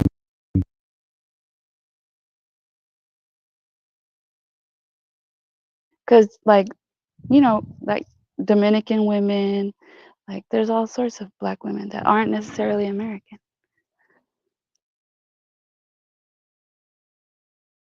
He would have to get specific. No, I'm just kidding. But yeah, I I mean, think I don't know. I enjoyed it. I think he said he like all women. It's the That's content. what yeah. Yeah, it's the content of that word. I ain't gonna use. You know, I gotta get disclaimers. I gotta stop being. I mean, I was talking to Gary, like, I do want to have more open panels because it brings people, you know what I'm saying? It brings people, but is this establishing order, you know? And like, I, I ain't gonna say I can read people quick, but I didn't, like when I asked him to say it, he made a conscious effort, but I noticed when he gets excited, he revert back, to what he naturally do. So, and then when I say it again, you know, he showed that he was apologetic. And I noticed this is like, okay, when he gets excited, this is what he goes through. So I got to make him aware of it. Like when you get excited, bro, that's when you do it. That's when you need to be more conscious of it. And I think he adjusts Yeah. even, you know, it's going to take him some time. That's just like the N word, though. I don't like people saying that, you know. You made a really good point that when you said that, I was like, yeah, you're right. It's just like when you get excited, you say, bro. Yeah, just Same like when I same say, thing. bro. Yeah. Mm-hmm. And I say, bro, or I say, dude. I say, dude. Mm-hmm. And then my husband's like, I'm not your dude. I ain't your bro. All right, all right. Mm-hmm. I get excited. And that's Yeah. why, and I was like, I mean, I don't know. So I didn't want Wild Heart to feel no type of way, you know, because uh, I don't know, Rich kind of put him on blast. I'm like, nah, bro. Even if it's so, you know what I'm saying? It's like, okay, even if it's so, can we observe what the issue is and possibly find a solution? And that's why I talked to him like that. Like, I understand what you're saying now. I understand why it's not that he's trying to debate you. He's literally trying to understand, but that's his way of understanding. And once you understand that, you can't get mad at it. You can either just, you know, talk to him and adjust like I did, or you cannot have a conversation. But that's why I asked him, like, does that prevent you from having a lot of positive social interactions? Because when you don't allow people to have their own idea, it tends to turn into a debate. Now y'all debating about, and then it's really no end because it's like you're trying to understand and you just don't agree with something versus them being actually wrong. Because a lot of times you won't agree because you're not aware. If you don't know something, then you don't know it. So he comes to disagreement with things because he'll tell you like he don't believe in God, but he don't know if it's a God. Right. Like he'll tell you he don't know. Like it's a Yeah. possibility that he can be wrong, but he Yeah. will argue with you or debate you until you prove your point. And if But he's not everything has to be unaware, proved, yeah, and not everything has to be an argument. hmm and that's the point I'm making. Like, bro, let people, you know, if it works for them, it works for them. But that part wasn't getting through, and I'm like, well, it's just their opinion. You don't have to accept it. It's just their opinion. Yeah, I thought you guys were respectful. I thought Ryder's what she said maybe put him on blast, but I thought it was respectful Mm-hmm. because like let's say no one's ever made him aware, then he would never Mm-hmm. know. And then the way she did it wasn't like making fun. No, it She did wasn't. it No, it wasn't. respectful. Yeah, it wasn't not a malice at all. That's what I look for, the malice thing. And it definitely wasn't no malice attached to it at all. You know, it was just it could have been awkward. You know, if it wasn't the right people on, you know what I'm saying? Yeah. Yeah, like I never knew I was ADHD. Like I didn't understand that until later. And then once I was aware, I was like, okay, this is why like I've been doing some of these things already, some of these things that they give you advice to do. Just Hmm. naturally I was doing things already, I guess, you just work things out the way you have to get by. But once you know, then you can actually Take address that. it. You can do things. You can give yourself grace. You're gonna be hard on yourself. You got understanding of yourself. And you know, adjusting to, me losing eyesight, you can adjust to that too. You know I have a problem with this, but I got something to counteract it. I can do this when I in this state. That's why I say when you feel emotional, you got to talk to yourself. Why do I feel this way? That's the only way you will be able to identify. Now, I did hear him say, like, I think at one point he said something like he's narcissistic or narcissist. And then later I heard him say again, like jokingly. But, you know how you said, like, we all have different levels of sometimes we can be narcissistic. Yeah, and I think just understand that because like most people, like when he was arguing that, I'm looking like, nah, bro, it's different forms of narcissism. Like it's literally different medical forms of it. We just talk about the grandioso because that's what's most prevalent in society when we think of narcissism. You know, a lot of times I be hearing people talk about like this person is narcissistic and they equate it to the form of manipulation they're doing. But then when you hear the context of the story, you realize like that's not narcissism, man. Sometimes people be straight psychopaths. Like they not trying to control you, they trying to destroy you. That's the difference. It's the intent behind the manipulation or the behavior. To separate all these different personalities is literally why the person is doing it. What the person think they're getting from it. If it's to dominate someone, yeah, that's narcissism. If it's to use someone, that's more Machiavellianism. If it's to destroy someone, psychopath / sociopath is the intent. Man, they have groups. They have groups of what, I don't know what they're called. I forgot. But where it's like people who are recovering from having had a husband or parents who were narcissists, and like some people literally have to recover. Because if you live with someone like that for years, it does something to you. I can understand the groups. I can understand it. Sometimes though, I wonder if it's just like because it is post-traumatic stress disorder that occurs not only physically but mentally or even emotionally, different ways. And usually, when you suffer from post-traumatic stress disorder, when you really look back at the root, is the emotion. That's what get triggered when you have triggers. It is usually how something makes you feel. Is why you be triggered within your PTSD. So that's is understandable. It's just sometimes, man, like when I look at stuff, I'd be like, man, this is a scam. Like they getting off on people. Yeah, but like you said, duality, right? There's always scams in every field. Within every field. And I'm not talking about like the actual groups where they have a therapist leading it, not those. But it's like some stuff on here I seen, like, man, y'all just got together to bitch and complain. This ain't no therapy. Random people getting together. Yeah. Like, yeah, somebody like even like when they say life coaches, like when people be bashing life coaches, I'd be like, shit, I can't get mad or upset because it be some people, man, I ain't trying to throw no salt nobody, but it's some life coaches on here. I'd be like, bro, that ain't how you coach, man.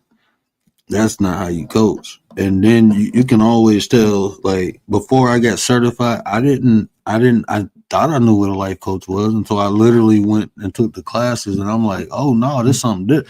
And that's what, like, when I read the description before I paid for the class, that's what sold me. Because it's like, I used to think like a life coach was somebody who tell you how to live life. That's what I used to think a life coach was. I'm like, that shit garbage. That's a scam. And then you get these people on here, they be like, oh, I'm coaching. This is how you, like, dating coaching. That's the most ridiculous thing I ever heard. I'm gonna be honest with you. That shit is a total scam. And I'm gonna tell you why. Dating is to get to know someone. Like coaches, we coach on relationship. Now you found someone, we help you realize if y'all good enough, if y'all good for one another. We help you realize that if you keep hearing what I say, like when I'm talking about coaching, our job is to help you realize your potential in whatever field we coaching you in. it ain't for us to tell you what to do. We give you tools, we give you structure, we hold you accountable, but we can't tell you what to do. Even when I'm holding someone accountable, I had one person like, man, look, I'm just not gonna do it. Okay, well, stop paying me because I'm wasting my time. Don't pay me no more. Because if I can't hold you accountable for what you said, you're setting your goals and what you want to accomplish, if I can't hold you accountable, then we're wasting our time together.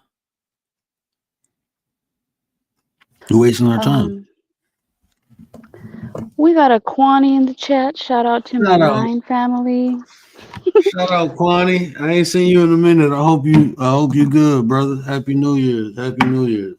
Yeah, Kwani, man. Shout out to Kwani, man. What up, 9? What up, Kwani? He's got 9 in his name. 901. Yeah, Kwani is a real supporter of the 9. Kwani was one of the first people, like, man, I like that shit. Shout out to Kwani, man. Appreciate you. But that's how I'm sorry, go ahead. No, you go ahead. No, you had a point. No, I don't even know what I was gonna say. Me too. I was gonna go back to the panel thing and how some people, like, you can't make everybody happy, you know? Like, Right, yeah. I noticed people, like YouTubers, will say that they have subscribers that will email them and tell them how they didn't like that they were cussing, that they were using cuss words. So I feel like probably that's like every YouTuber probably has, if they cuss, probably has people that will dislike that. I had something. I had somebody tell me that I was too soft one time. Told me I ain't go in hard enough. It wasn't through no email, it was through a DM. I'm like, man, I ain't trying to do all that, bro. Like that's just not me, man. You know, that's why I say you just gotta accept people for who they are, you know, and understand them and find a balance, you know, find that foundation of respect. Like I said, I do my show, I do my thing the way I do it over here, right? But when I go to other people places, I don't expect them to be coherent to what I do over here. No, they go do what they do, and I gotta respect what they do. You know, maybe they chat rowdy, and you know, you can say whatever and do whatever. I gotta respect that. That's what they do. You know, it's not me judging them. I was thinking about that earlier. Like, oftentimes, like for me to come on here and to critique another person, I know sometimes like with the DJ Unscrupulous, I know I critique him, you know, and I would do that to bring awareness to danger. You know, other than that, I don't generally critique nobody. And well, I did the other dude because he pissed me off, but those 2 times, right? But the reason I don't go around critiquing people is not even the fact that I don't want to be critiqued, because I don't really care if a person critiques me, but it is what I'm putting energy into. Like for me to go say someone is doing wrong, that's where my energy is at. I'm focusing on them and what they're doing wrong versus on what I can do right. So even if I don't agree with someone, instead of me saying they're doing it wrong, why don't I just show the right way to do it? And not burn them down or try to take them down. I just, okay, if I feel that's wrong, then I can just show what's right. Yeah, because if you're going to tell someone like they're doing YouTube wrong, oh, okay, so go ahead and do your YouTube channel and do it the way you want to. Right, then do it right. You know, and it's just, that's how I, it does a couple beneficial things. Like, I don't ever want to build myself up off of someone else's back. Meaning, I don't want to have to stand on or destroy someone to elevate myself. So that's one reason I don't do it. The second reason I don't do it is because, like I said, I not only put the focus on them, but I take the focus off of me. So I'm criticizing what someone's doing wrong without showing what can be done right. And another reason, you open yourself up to experiences, right? By doing things. So it's like I said, I'm not afraid to be critiqued, but for me, you don't want the mess. Yeah, it can come that with comes with it. Yeah, it comes with distractions. So It's just no point. And like even when I say something, I don't harbor on it. I be seeing people make like 10 videos on the same, like, bro, it's like beating a dead horse. You didn't say what you had to say. And if you can't be done with it, then I guess it's content. That's what people call content, though. Yeah, there's people that their channel is just all that. And oh man, you see so much on here that it's like I feel like saying something, right? And then I think, no. Like it just depends, right? It depends on the day. But having an actual channel where it's just that, like you said, it comes with consequences. It comes with it. PIA, what up, sis? Appreciate you. PIA in the building, y'all. Make sure y'all get over there and check out PIA. Young Riaz, can you drop PIA's link in the chat, please? I appreciate PIA, it, baby. I watched her and her. I I think it's her and her grandson were making cake pops. was making cake. I ain't been on. I've been on my Buddhist kick the last couple weeks. Just to like kind of rebalance myself, and because like I said, it's levels to life, and it's just the more you think you know, the more you realize you gotta learn. So yeah, I got back into like a couple Buddhist practices just to get understanding and clarity. So I ain't really like been indulging on YouTube. There's so much stuff I was supposed to do this weekend, and I had a family situation happen, and that just kind of threw me off, you know. But we got it handled, so you know that's no longer a distraction. One day at a time. Yeah, that's all you can do, man. It's one day at a time. And it's like I'm so grateful for my family, man, because we can come together and have discussions and look for solutions. Like I do that, I'm able to do that. Like even when we talk about on here, I can talk about it because I do it in real life, and it's because of my family. I understand how cooperation works, and I know a lot of people, you know, experience the similar things, and some people don't. You know, some people ain't as close to their family, so they may not experience it. So I'm just grateful, you know, that we could, you know, come together and get things done without arguing and fighting. And that's just, I mean, it's different. Hurts in my family, you just can't do that. It's like when stuff happens, it's like, that's what I say. It's like I had 2 deaths recently, not too long ago, last year though. And it's like, it was just bad, man. And it's like, I couldn't attach myself emotionally because there's nothing I can do. I have no power or control over the situation. My opinion, I tried to share it, is not being received. So I'm not about to argue with nobody. You know, everybody emotional right now. So they saying things that they go later regret, and they have to live with that. So I try to make sure I stay far away. So you know, I eliminate myself from the situation. That way, we won't have no issues later. You know. I'm the one that's known for like bringing people together. I've always tried to bring people together. But I'm on strike right now. I'm good. Cause like you said, sometimes it gets frustrating. Constantly trying to get people to work together, to be together, to put their differences aside. For a greater good. I know my little sister was like, I don't care how nobody feels. We need to get this done, and then we'll talk about all that feeling stuff. Hey, she's got a point. Shout out to the doctor. She ain't playing, man. I love that. Got a point. I love that. She was like, I'd be damned if I have any regrets. I ain't gonna tell you what the regret was.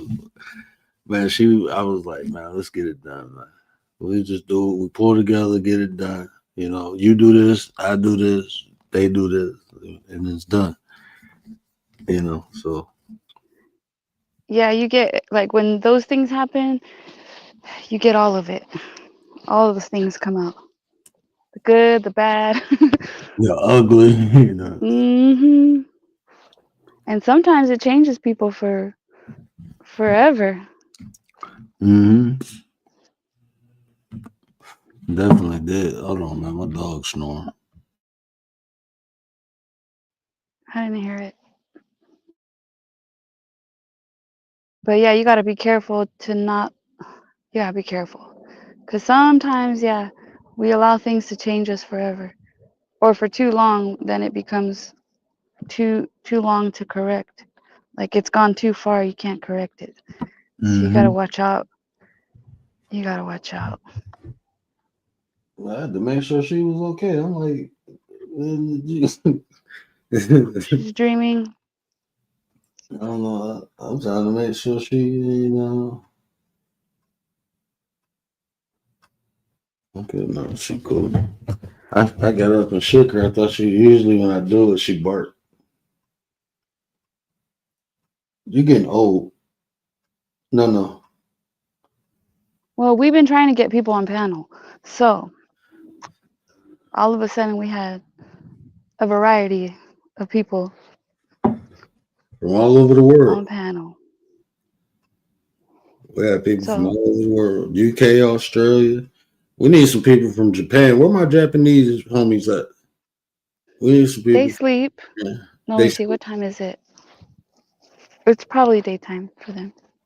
They're awake in Japan. Yeah, we need some Japanese people. We need some who else we need? We need some Filipino people. I want some Hawaiian people. I don't think I ever hit a panel with somebody from Hawaii. I guess I can There, call my cousins. there might be some new people coming over because I shared the channel with them. They I came over to appreciate listen. that. Like, I definitely Yeah. appreciate that. Yeah, I'm And gonna one of share. them's in Japan right now. Well, Oh, he's in Japan right now, the YouTuber. But oh, I that's dope. invited the chat over to your channel. But he's only gonna be there like he's only up there temporarily. Oh, that's dope. He's the same guy that a long time ago I mentioned him because he goes to different places, right? Like how we said sometimes we have to get out and like visit other places and see how people live, and it opens like the doors to things like And don't feel free to share some of them links in the chat too. They cool people. Definitely share their links. I look, man. I put that as a membership, but you're a member, so not only can you share your link, you can share other links too. That's the new rule. So if you have some cool people that you like, hey, y'all, I want y'all to check them out. Feel free to put it in there. they were funny the other night because they were because okay, he's over there in Japan alone, like he doesn't know anybody, but he's like trying to meet people, and he met a few different guys, and it was like four. Let me see, it was him and three other dudes. Him, he's black American, and then there was a Japanese guy from Japan, and then one guy was from Israel visiting Japan, and the other guy I don't know who he was.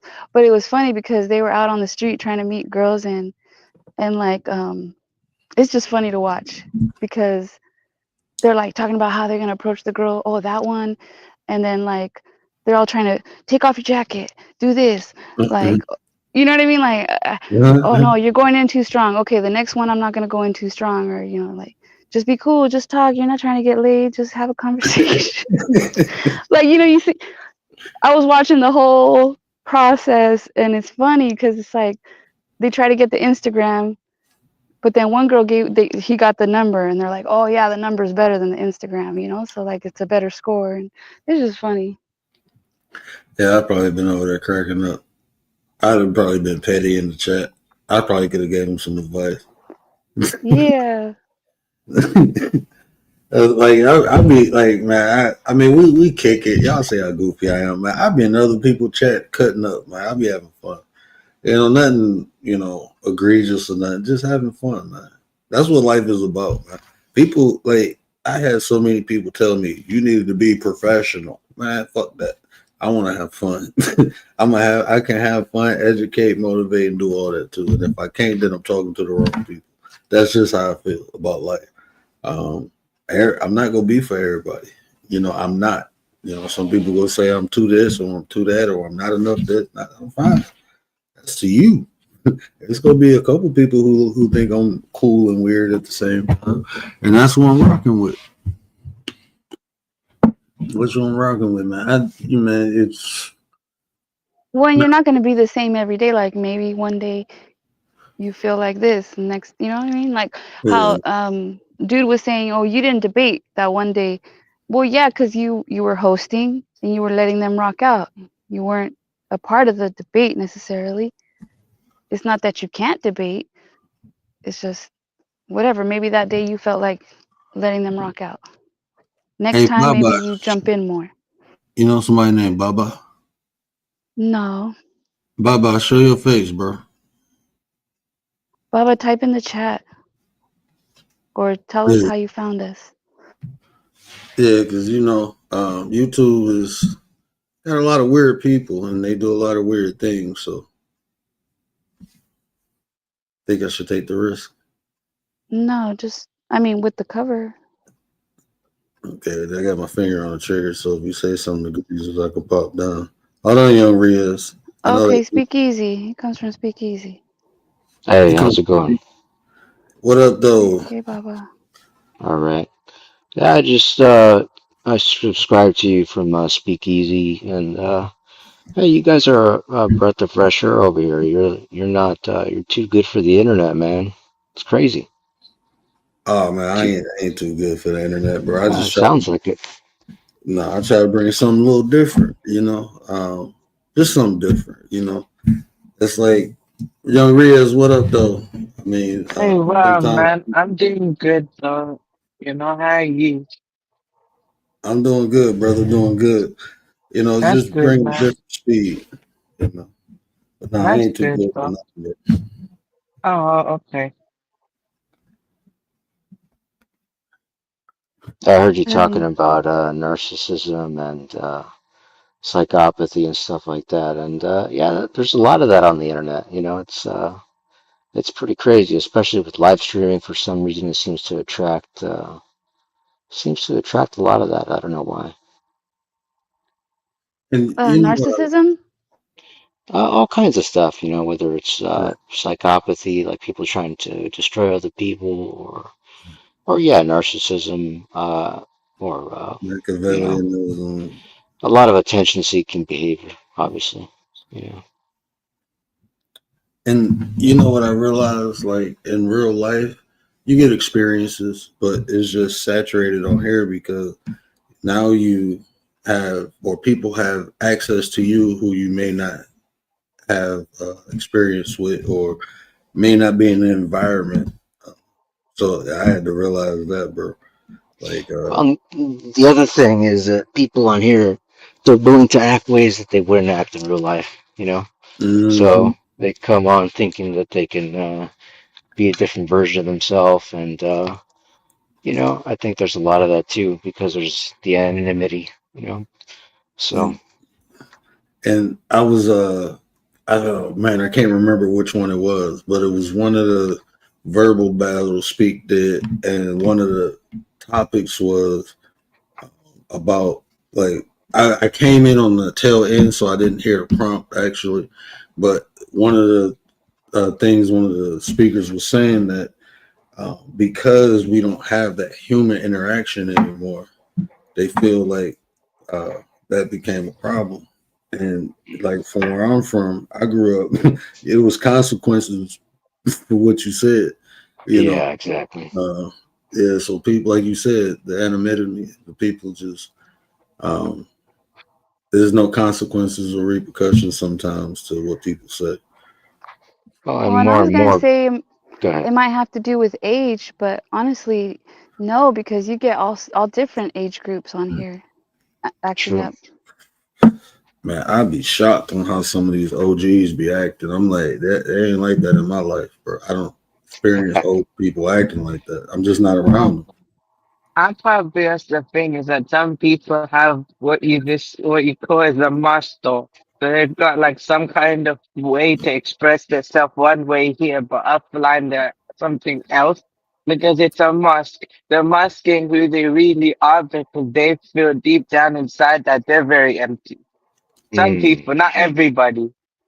mm. Or is that how they really are, and in real life they're masking They, in their real life? yeah, exactly. They can't be who they want to be. Hmm. Yeah. Wait, but yeah, And Commander, you have a point. But I'm saying it can be that way, but I'm saying it's either one way or the other. You do get some people who behave like this online, and then you get some people online. Some people, right? They behave one way on here, but then when they get off, there's something else. But I know what you mean. It's the other way around too. You get some people behaving this way on here, but then in real life so they're not they I don't know, man. You have a point. I'm not denying that. But it can be both. and just studying behavior, this is one of the things I had to learn very rapidly and quickly is people will do the same things for various reasons, for different reasons. So, like a lot of times, like even studying behavior, that's why, like to even say someone is a narcissist is a checklist, right? And people just throw that word around, but we all really have narcissistic tendencies. That don't make Yeah, exactly. it's the consistency, it's the lack of empathy, it's the intent of why somebody do it. Like if somebody trigger me and I do something that I don't normally do, that don't make me a narcissist. That mean I was pissed off and lost my cool, And as long as that stimulant is not in effect, then I'm cool. So like is like I said, there's a variety of reasons why people do similar or same thing. And on this computer, it's just hard to determine. It ain't hard. It's just take a minute to understand. Well, and with the narcissism thing, that's become a pop psychology thing, where there's Yeah. entire channels devoted to telling you, oh yeah, that if they do this, they're a narcissist. But like you said, all of us have that trait in us to some degree. Otherwise, we wouldn't survive. We have to think Mm-hmm. selfishly at some points in our life, right? But not all the time. Mm-hmm. Yeah. And then even like it was a guy who frequent speakeasy chat on there yesterday, and he was explaining the grandioso narcissist. I'm like, bro, it's different kind though. You got Right. narcissists that display altruism, so you have to be aware. That's what I'm saying. It's the intent, So even just saying, and sometimes like when you look at grandioso, it's more about the intent. Like, is this person trying to dominate, control you, or are they trying to destroy you? Because The that's gra- not narcissism. the Like, grandiose is even easier to see. The worst is the covert. The covert. oh, It's hard to see that. The grandiose, you can always tell they think they're the best. Everything, and what they think matters and what you think doesn't. They replace what you think with what they think. That's easy. The mm-hmm. covert is even harder though. Yeah, I Much did. love, PIA. Good night. Have a good one, PA. I ain't even on that thing no more. Appreciate you, sis. Appreciate you.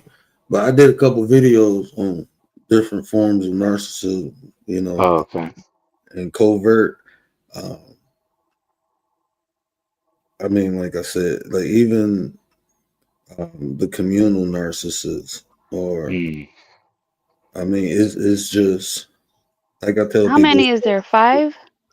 I mean, if you look in the DSM, I think it's 6 or 7, but they didn't. It's like 8 or 9 now. Like if you look online, it depends. But like also too, like I look for edu or when I go online. If I'm not going right into the DSM, I don't have the DSM 6. I don't have the new one. I only got the 5, so I don't know what's in the 6. I'm planning on ordering it, but like if you look online, you look at these .coms, people say 12, and I'm talking about professionally, clinically recognized, that's what I do. Because other than that, that's just someone's observation, and then it's just a little tweak. Well, they don't do this, but they do this. Like, nah, bro. Certain things that lead to the professionals. So, as far as I know of, I believe it's like 6. I could be. It's like 6 or 7 in the deal. So, I don't think I remember what the communal one is.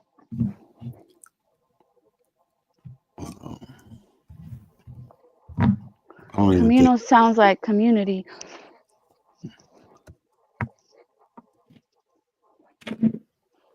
Do you know, Baba? Do you know how many do you know? I mean, I'm only familiar with a couple of them. I mean, I've probably experienced a communal, in real life, and I think that has to do more with the cultish kind of behavior. Because when people get in groups, they tend to exhibit different behavior than they do one-on-one sometimes. And like for me, what I've experienced is people doing a lot of triangulation in groups. Where they try and pit people against each other. So I'm assuming that that's probably kind of what it relates to, maybe.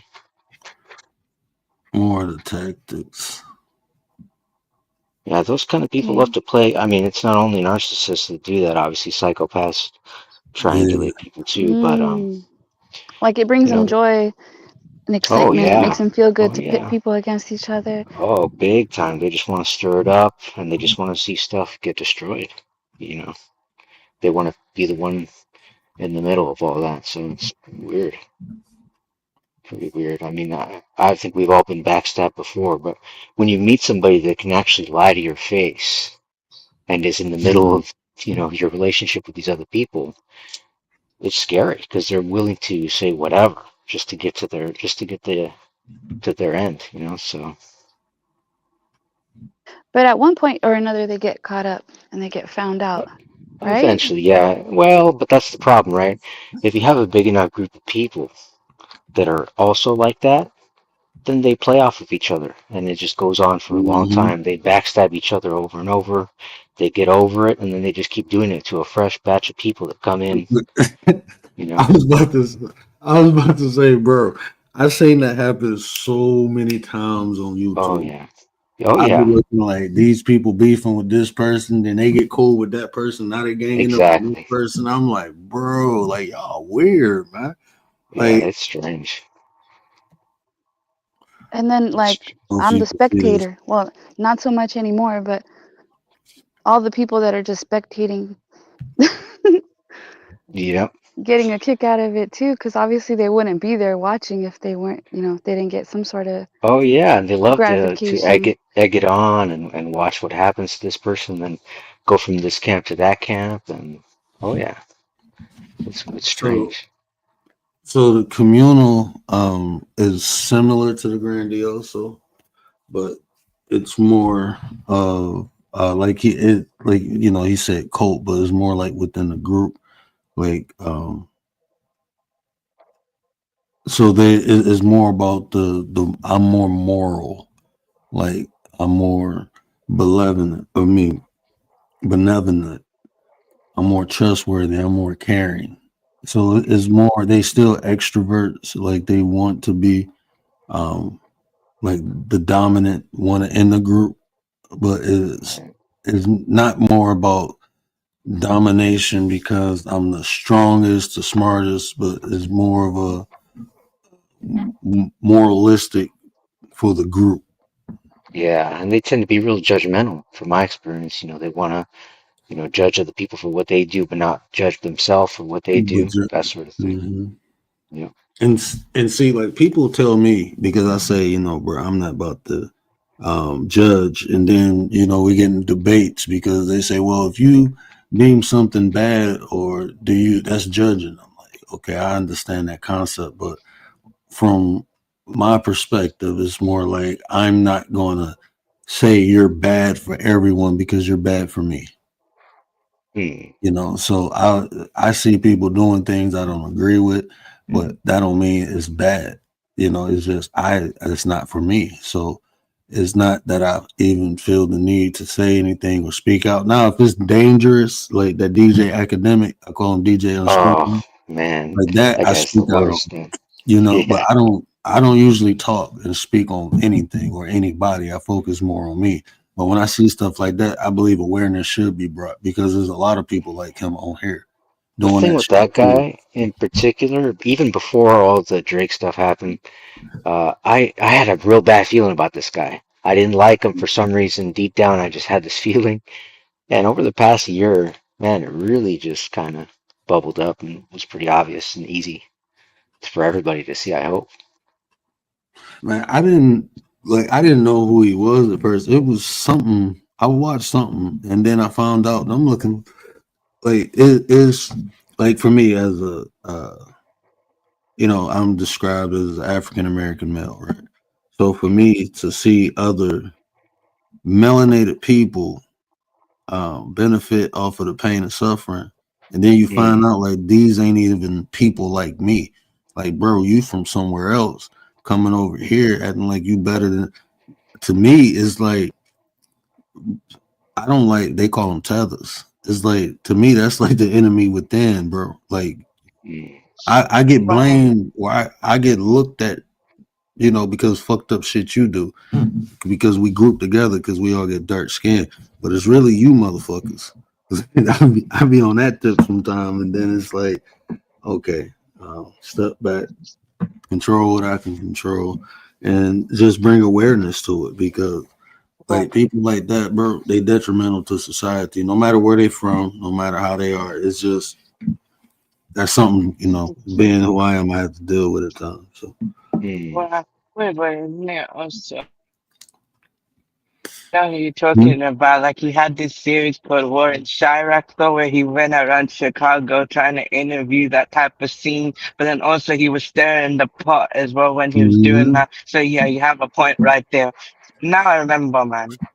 I mean, I was too young to remember all that, but when I got older and figured out who he was, oh wait, that guy, the born Chirac guy, and then basically he went over to Complex and he did that. Yeah, man, I know what you meant though. I'm familiar with him.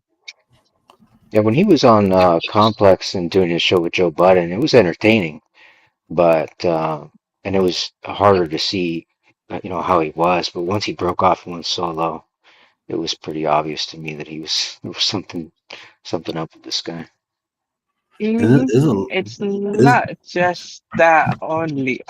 Yeah, you have a point as well. Isn't it also Joe Budden was really calling him out on basically, what he's doing with the younger artists as well. Like basically, stroking their ego that much. And I don't know, I can't remember. There's this clip where they're basically, Joe Budden was calling him out on stuff, on Complex though.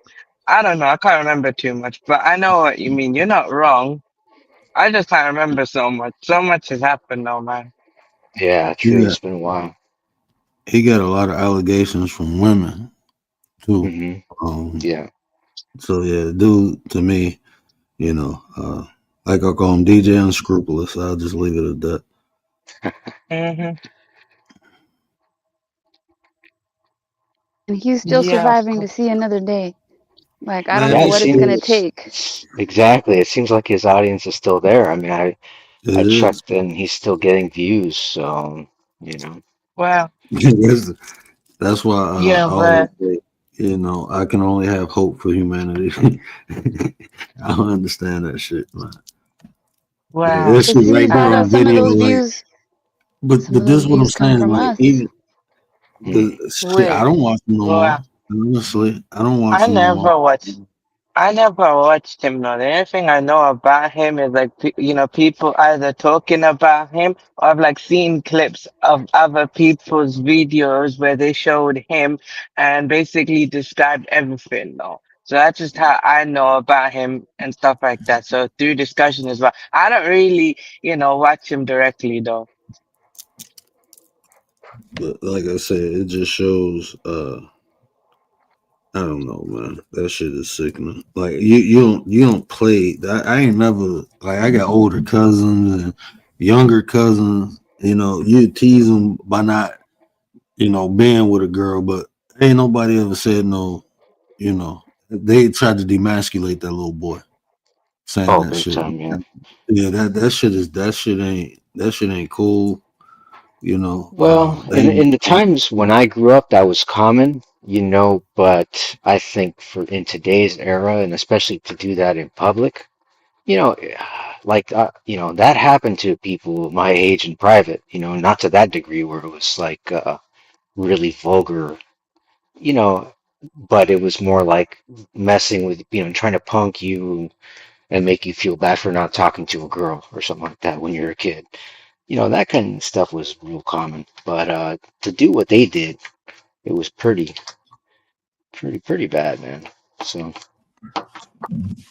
and then you said like even that it was probably by people you knew, like yeah, family, exactly, friends. exactly. It wasn't,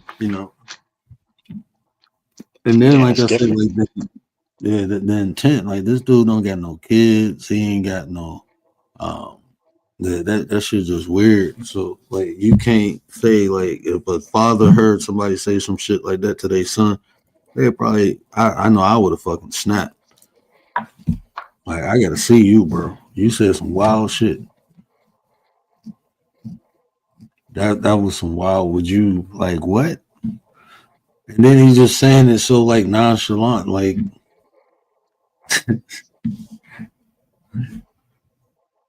Yeah. And to be so cocky to think that you're going to do something like that on a live and it's not going to come out. I mean, the problem is the reason why he's so cocky is because it came out and he still has fans. I mean, right? mm-hmm. So it's like you can't even get. I'm not really big on the cancel culture thing No. in general, but there's some things that when they happen, there should be some repercussions for it. So Checks and Absolutely. balance.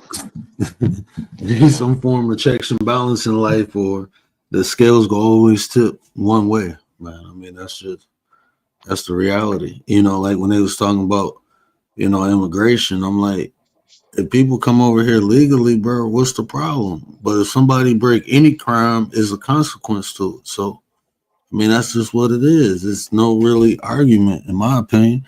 I mean, if I go out and do something illegally, I'm gonna get punished for it, and its consequences, punishments vary. So I mean, not that I don't, I'm not human and I don't have no empathy, but at the same time, it's like everything comes with something. So that's what it comes with. If you get caught, you know. sure. Yeah. Yeah, I mean, I don't think it's that is. racist either. You don't think it's racist? Is that what you said? I don't think it's racist to say like those people that are here illegally and criminals need to go home. Oh Like yeah, go no, home. that's Like that's true for sure. But I think the problem is the pendulum has swung a little hard in the other direction, where you have people that are so brazen that they just see somebody working a construction job and they hear them speaking Spanish, and they're over here calling ICE on them, for no reason. Yeah, yeah, I mean, yeah. when that's happening, there's something wrong. If you're kicking doors down, getting criminals, like you're saying, people that have actually committed crimes, or the argument also is that, well, if they're here illegally, then that's a crime enough. So we're going to do raids on those people.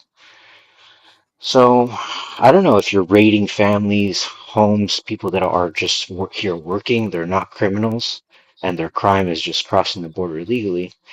That's kind of a gray area. If you're talking about getting hardcore yeah. criminals off the street, that's easy, I think, for anybody to agree on, right? So, And you hear it's people impersonating ICE. Some oh, dude said exactly. that. That's what I mean. There's Yeah. people that So are so brazen now because Trump's in office again. They just are willing to do crazy stuff, like you said, like impersonating people. So,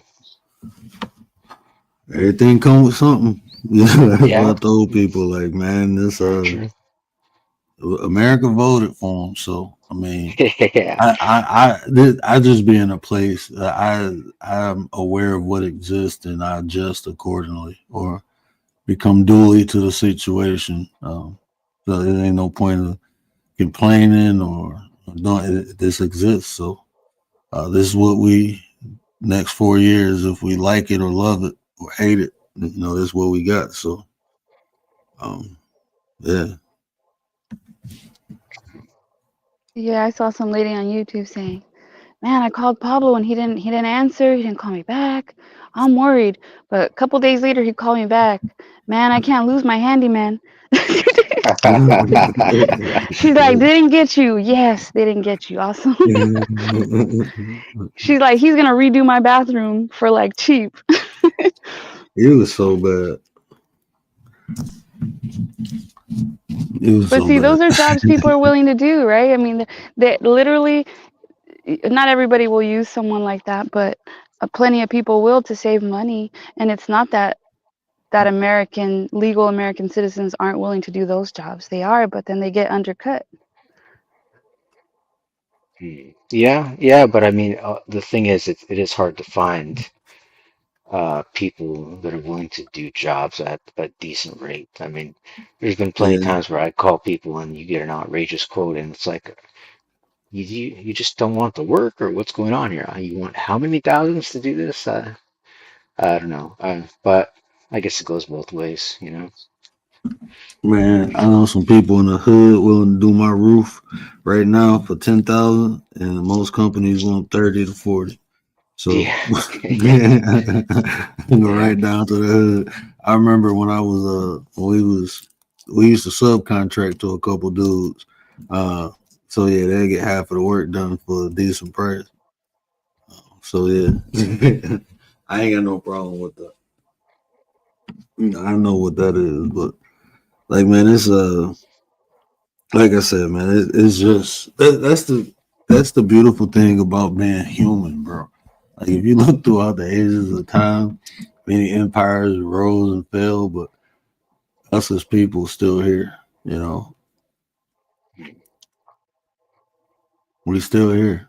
We here. You know, a lot of generations probably got wiped out with one person, but you know, our lineage is still here. So we fighters, man. We adapters. We survivors. We innovators.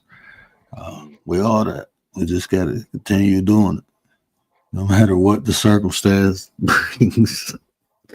Oh shit, bro! Can you imagine being back when they was building all them bomb shelters and shit, motherfuckers hiding underground because they think, oh man. Oh yeah, that those were definitely crazier times. They're telling you to hide under your desk at school, like it's gonna do something. Mm-hmm. Oh Yeah. wait, what? That doesn't protect you? Yeah. Yeah, it's different now. Just some bunkers ready to go underground. Well, it's different and then it's not, right? Because all these things have existed before, like the Yeah, immigration raids and all that. That existed before because I know because my family's told me stories. Mhm. So it's nothing new, but it just hadn't been for a long time. So it's Yeah, it's just all our turn to cycles. experience. I'm sorry. Yeah. Yeah, it's all cycles. Like you said, it's our turn. Hmm. That's like when I hear people say, "Oh, back in the day, it wasn't as bad as this," and then you start watching some of these old like crime stories, all these serial killers. I remember it was this dude. They called him the Kool-Aid Man because he was. It seemed like a fucking horror story now, but I remember being a kid living through this. But He would this bust dude through the wall. coming around. No, he used to come around in his white van, and he had Yeah. these packets of Kool-Aid and sugar. Oh, And back in the wow. day, we used to eat the like it was like candy, like Kool-Aid and sugar. But he used to give it to kids and snatch them up. Oh, wow. Who fell down, young Rios? Yeah, yeah, he used to snatch them up. And when I was young, it was like a scary story that they was telling. But when I got Hmm. older and I'm looking at the news clips, I'm like, oh shit, this shit was real. Like you realize, like, man, I could have, because it was a kid 2 blocks down from me that got snatched up. That's the one they found. But it was two other kids they didn't find. Um, Hmm. but like this was really happening in my area. Like, nah, there's a lot of bad stuff. We just wasn't aware of it. We wasn't thinking about that. We just kids having fun. Serial killers, people disappearing, unsolved mysteries, and all that shit. Man, it's like you said, it's cycle. But things have gotten worse, though. You gotta admit, like the mass unalivings, or like the parents unaliving their children, children unaliving their parents. Like that has gotten worse. I Like in don't know. recent times, Yeah. I feel. The trade-off, though, I think there's a lot less. I think there's a lot less like serial people and people Yeah, that are getting away with it for a long period of time. I think you're seeing a lot more acute, examples of it where just everyday people are acting out in crazy ways. But I think the other trade-off is that, with the cameras everywhere and with recognition systems everywhere, it's harder for people to get away with stuff for long periods of time, right? hmm, So You make a good point. yeah, so that's a yeah, trade-off. and to add to that too, I kind of think it's more um like the access of information. You know how many things happen in small towns that we'll probably never Mm, know. You know what I'm saying? But mm, now social media, the way the news, we can get news from anywhere now. So mm, you hear a lot of things happening more because you have access to the information. Was back then, if it wasn't in your area or environment, or somebody wasn't coming from there telling you the story, if it wasn't nationally brought, you didn't know. mm, true. It fucked me up when I see how many American serial killers it was. I'm talking about like women too. Like, oh man, they was tripping, and all this happened back in the day. Like he says, you don't see that as much no more. But if you Yeah. see how much, I'm like, man, I'm talking about. It was one dude from Russia. They say he had over 1,000 bodies. I'm like, hold on, bro. Like Wow. you damn It's near a lot of Brad the work, man. Impaler. Yeah, Put, bro. I'm yeah. like, damn. But then That's a also lot. like the. Sorry, go ahead. Oh no, no, I was just saying that's a lot of people. My bad. Go ahead. No, that also the not only the access of knowing that these things are happening, but the access of knowing how to do things, or that they Mm, even exist, could encourage and wake up something in yeah. someone that wasn't Exactly. Yeah. there The culture before. changed that too. Yeah. Man, why is it so funny to me when somebody get busted for a crime and on the news they say when they check their computer they had a search for how to do? I'll be like, bruh, like, oh man, that was some like people. I don't know now. Like it's just stuff we did back in the day. Like people be talking on the phone. I'd be like, y'all crazy, taking their phone. Like they go under the camera and smile before they go do the crime. I'd be like, y'all, wow, bro. Hey, that's the narcissistic in them thinking they're not gonna get caught, so they don't really have to Yeah. cover the tracks as much. Yeah. Man, we had to move like ninjas, bro, back in the day. Like we had to, case the route out a couple times and see where the cameras. Like we do some great, like, bro. I don't know, man. That's why I was like, I'm straight. I'm happy I ain't no criminal. Because Nobody those got people time for that. doing the computer search or this and that, then you think, oh, they've never. Because I watch court cases and like crime stories. I'm like, okay, they've never watched this stuff, because if they did, they know better, right? I mean, they still could Yeah. get caught, but it'll take a little bit. It'll be a little harder. True. Like bleach doesn't take away, like Mm-mm. people's clean with bleach, and really they need to clean. Well, I shouldn't be saying that, but Nah, I was about to say peroxide, nah. right? I wouldn't. That's The one bleach part. ain't There's gonna do another it. part. One part peroxide, another part something else. Yeah. But It's the women that you got to watch out because they're the ones that watch all these true crime shows. You see. mhm. Facts, Yeah. facts. It is, So and why is that? Why is it a lot of women? Why I is Cause think y'all it that? has to more. do. They're more I'm sorry. vulnerable. Number one, and also, yeah, like you said, methodical too. But I Hmm. think a lot of it, I mean, because it's all women. It's not even like, mean women or it's all women. It seems like they all love true crime. And I think it's because they're vulnerable, just in general in life. I mean, guys I always wouldn't. have the advantage physically to some degree. Mm. So, I wouldn't say it's just because they're vulnerable. I feel like it's also they take an interest in that aspect because it kind of stimulates them in a way. Because the way to connect the dots of how it started, who did it, what's their motive, all of that.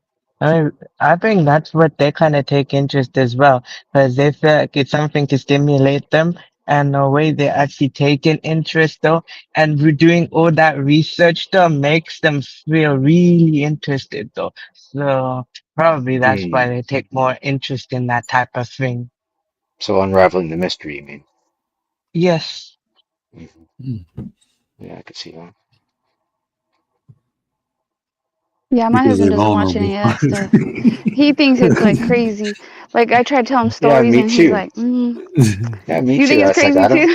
I don't want to fill my head with all this stuff, especially like before I'm going to sleep or something. I don't want to be seeing all these, I mean, Yeah, that's what he tells me. yeah. He's like, just "I don't I want just to sleep I with this mean, information." Nah. yeah. I like to I understand mean, the like human behavior, the psychological aspect of it. But too, I can't watch too much of it because I'll be like, these people fuck like women. Man, I don't know how many times I've seen a woman using um uh antifreeze to take out her dude. I don't know how many times I've seen that. But you know the most coldest story I didn't see it on TV. It was actually uh, a family member who told me about how his grandfather died. This was probably the most coldest thing. His grandmother crushed up some glass and put it in his water and he drunk. Mm, wow. I'm How like, you not that's gonna feel probably that? you crushed up glass, you won't feel it. Not going down with no cold water. Wow. wow. It only took one time, huh? Yeah. Once it's in there, it's just literally gonna cut everything up. That's I crazy. mean, I get Man. you on that though. For me, I can watch it. I don't watch it all the time because, I feel like to me it'll just get a little bit boring though. Not saying it won't though. I mean, I can take an interest in it if I want. It's just that to me, like, if I just watch it, depending how long it is, it'll just get me bored though. Like also, I do like to watch, people who used to tell scary stories as well, like basically true stories though. Like it's either based on their experience or someone else's experience. Someone like they get, these, the guys that read out stories and stuff like that. They get sent stories, the true story stuff like that. I'm about to show my age. I used to watch that R.L. Stein Goosebumps when I was little. Yeah. I went from that to Faces of Death. Like that junk used to be That's a crazy. big jump. Goosebumps to Faces of Death. Wow. Man, yeah, that junk used to be crazy, bro. It's like I got cool with the Habibi and the video renting store. It wasn't like a big major brand, it was on the corner. And he used to let me rent the rated R videos. Man, it was cool. So, yeah, he let me rent that Faces of Death. I was like, oh, this is real. Like, this is real. Like, that was the crazy thing. I was thinking, like, hold on. These are real live unalivings. Like, these people really gone. Hmm. Like, it wasn't like no That motion was in the picture, no. movies. It wasn't a movie. It was like people will like unalive people and they get the video and put it all together. Yeah, like a Ye- snuff film Yeah, but it type. was Yeah, real it live was shit. It actually was a series that they used to have on video yeah. cassette, and I they used to still have got it in two the of the tape. Blockbuster. You could just go to the rental store and rent it. Oh, I didn't know. I didn't, bro. I ain't go to Blockbuster until I was probably about 15. We used to go right on the corner. He had everything. My Yeah. BB Johnny, I still. Oh no, he passed away a couple years ago. I still know his family, but I'm in the suburbs of Detroit, but I grew up in Detroit, so Oh, okay. yeah, right on the corner. He owned the corner store. His cousin owned the corner store, and in the middle of the corner store was his video rental place. And then on the other end of that was a laundromat, and he owned all of it at one point. Then he started.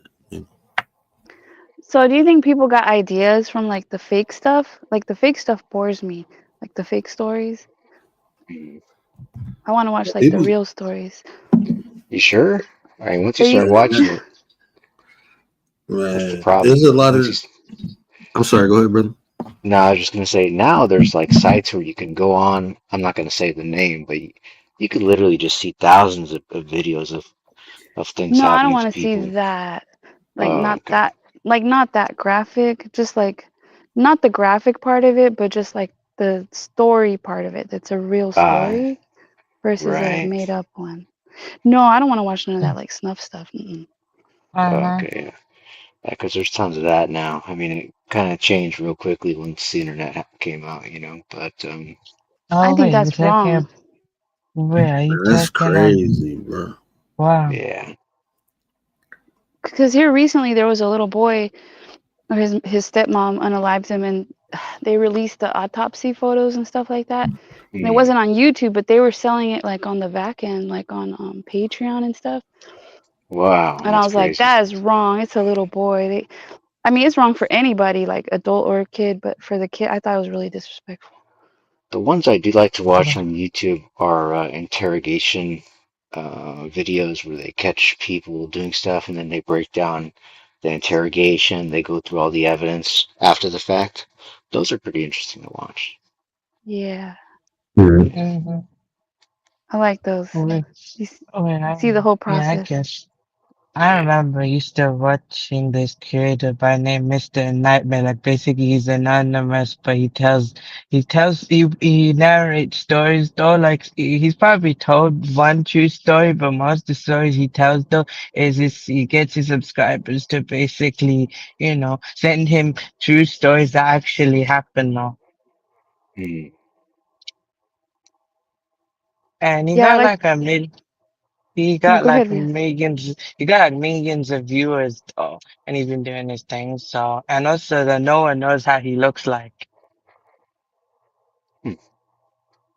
You get to see which like officers or detectives are good, right? Because it's kind of like some of them are really good at their job, and some of them like you can tell they aren't so good. The other thing you Hmm. get to see is the styles are very different. Like from especially with the interrogation, there's very different styles of doing it. That's kind of interesting to me. You know, being that I've never been interrogated like that. I mean, obviously I've had interactions, but not. I haven't been, stuck in a room with a camera on me. So it's kind of interesting to see it. Yeah, and they have to adapt, right? Based on what they're getting from the person, they have to adapt their questions. They gotta be real quick with it. Mm, yeah. I sat in an interrogation one time, and that was probably I wish I can get the video from that because that shit was fucking hilarious. Like I Really? got caught in a car with a gun. It wasn't my Uh-huh. gun, but what Yeah. they was trying to pin on me was something that happened when I was 10 years old. And they were so convinced it was me. And I'm like, bro, look, I know I look older, but look at my birthday, social security number different. Dude had the same exact fucking name as I did. That shit Okay. was fucking crazy. I'm talking about last name. He was just 10 years, no, he was, I think like 16 years older than me. No, I was Mm, 10 years old when he committed the crime. I'm like, bro, that ain't me. Fingerprints is different. Like y'all ain't doing your job. Y'all got a name, bro. huh. So how did you manage to get out of it? Just from The the guy facts, caught like from that, and then they were still trying to pin the gun, but the guy copped to the gun, so they let the rest of us go. It was me and three other people, and me and two other people. It was total of three. But he copped mm, to it. He copped to it when they pulled us over, though. I'm like, y'all did all this for nothing. But they had a hard on for me because they thought I was this guy, and I was a big kid. You know, at that time, I think I was 17, 18. I was 17 or 18 at that time. I looked grown, like I had full facial hair. I had long hair, so I looked grown. Like I look older than what I was. So mm, I can understand from that aspect. But when you start looking at the birthday, y'all got my ID, y'all got my social, y'all got the fingerprints of the other dude. Like, what did y'all do? I ain't even have to get a lawyer. But it was a Friday, so we didn't get out. They let us out at 2 o'clock Sunday morning. I had to walk home, wouldn't give us our shoestrings back. I'm like, y'all some assholes. mm. Were they telling you like they knew that you did it? Like we know this. Yeah, like we know, like this. Look, we got you. I'm like, what? Like you got me? Yeah, your name is. Yeah, that's my name. So in '92, I'm like, I wasn't even in Michigan, bro. I didn't move here to '93. Well, in '92, we got you. We got fingerprints. We got. Oh, bro, that ain't me. I think even like an innocent person can talk themselves into like a charge. Like the number one thing I learned is don't talk to them people. Mm-mm. Yeah. Ask for your attorney. I'm not saying nothing. Well, you know what? I was 17 because I was still considered a minor, and they wouldn't let me talk to my mom before they talked to me. And my mom went and filed a complaint, and that's what they said. They didn't realize how old I was at the time. They interrogated. Hmm. They do that a lot though. I've seen that. I don't think they're supposed to, but I've seen where they They, talk to people underage and not, they keep them in the room without their parents. Hmm. I They think you try to got to like be like, delay it. yeah, and get them to say something. Mm-mm, mm-mm. This was a good talk, man. This was a good talk. Bro, I Yeah. hope you come back through, man. We go. I mean, I know it's a different speed, but like I said, I just try to bring something different, have conversations, get other views and opinions and outlooks, and if I can add it to my repertoire, I'm trying to teach and learn at the same time. I know that might sound asinine, but I practiced it, so I know it's possible. So that's why I like having conversations like this. Best way to do it. I mean, I heard, I think I tuned in this last week when Speakeasy came in onto one of your open panels, and obviously he's the debating style. And this is the channel I think you were talking about how you don't debate anymore. Was that you? Yeah, it's like Okay. I'm not open to it. It just depends who it is, and if we have an intent, if it's just a bash or go at one another, I'm straight. To me, it's for me. I ain't saying in general. Might be entertaining to the audience, but I don't get nothing out of it. So it's like Mm, I'm straight. But if it's something that we can get down to a solution, then I'll be down for it.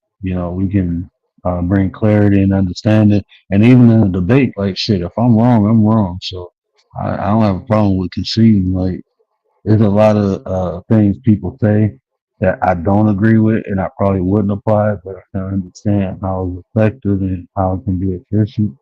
And if it works for them, then cool. But they might go against, um, I might, like I said, sometimes what works for other people won't work for you because maybe you don't have the resources, the knowledge, the wisdom to apply it in a way to be effective. So yeah, I mean, yeah. but debates be cool. I mean, I get more out of a discussion. So, Yeah. I Well, for mean, me, I think debating, I used to do it a lot in my personal life, but I was always doing it because I wanted to lose. I was always hoping that somebody could, show me prove you something, wrong. something that I Mhm. didn't know, you know. But I don't think there's a lot of people that are, on here debating from that kind of perspective of, having an open mind in any way, really. But I could be wrong. I don't know. On No, here, 'cause you mean like on YouTube? On YouTube, yeah. I mean, I just recently started watching the debate stuff, actually, probably in the past month, so, Oh, okay. so, um, so yeah, I've You think never they're really doing it to make participated. money? Probably. I mean, obviously, Speakeasy is. I mean, no offense to him. It's entertaining format, and I think a lot of his panelists are, they want to win, and that's their thing. But for me personally, I'm not going to debate, unless I'm doing with an open mind, like I said. So, yeah. and yeah. Do you watch Andrew too? I've seen him on the whatever podcast. I've been exposed to that, unfortunately. Have you? So it sounds like you guys I've seen that seen it a couple already. times. Yeah. Yeah, I've Okay. seen a couple clips. Yeah. Yeah. That format is pretty harsh. To I could only watch it so many times. So, but And let me ask you this, because you said like you did it in real life, like I did it in high school. mhm. I think it's like when you expose. I don't want to say the art of it, but Um, when you come from that formal format, I think a lot of times, like I said, I it's entertaining. I like Speak Easy or the way he do it. But I don't see myself participating in it because it's like, that's just not my style. Right. Yeah, there's a lot of gotcha. It's pretty much Yeah, about gotcha moments, and yeah, you can win debates that way, but I mean, listen, especially on the whatever podcast, it's very heavily one-sided because the people they get on there, they're basically setting them up for failure. That's the way I see it. They're not Mhm. really equipped, for lack of a Yeah, better word, to they're not to defend prepared. themselves. Yeah, they're not prepared. They don't know what they're getting themselves into.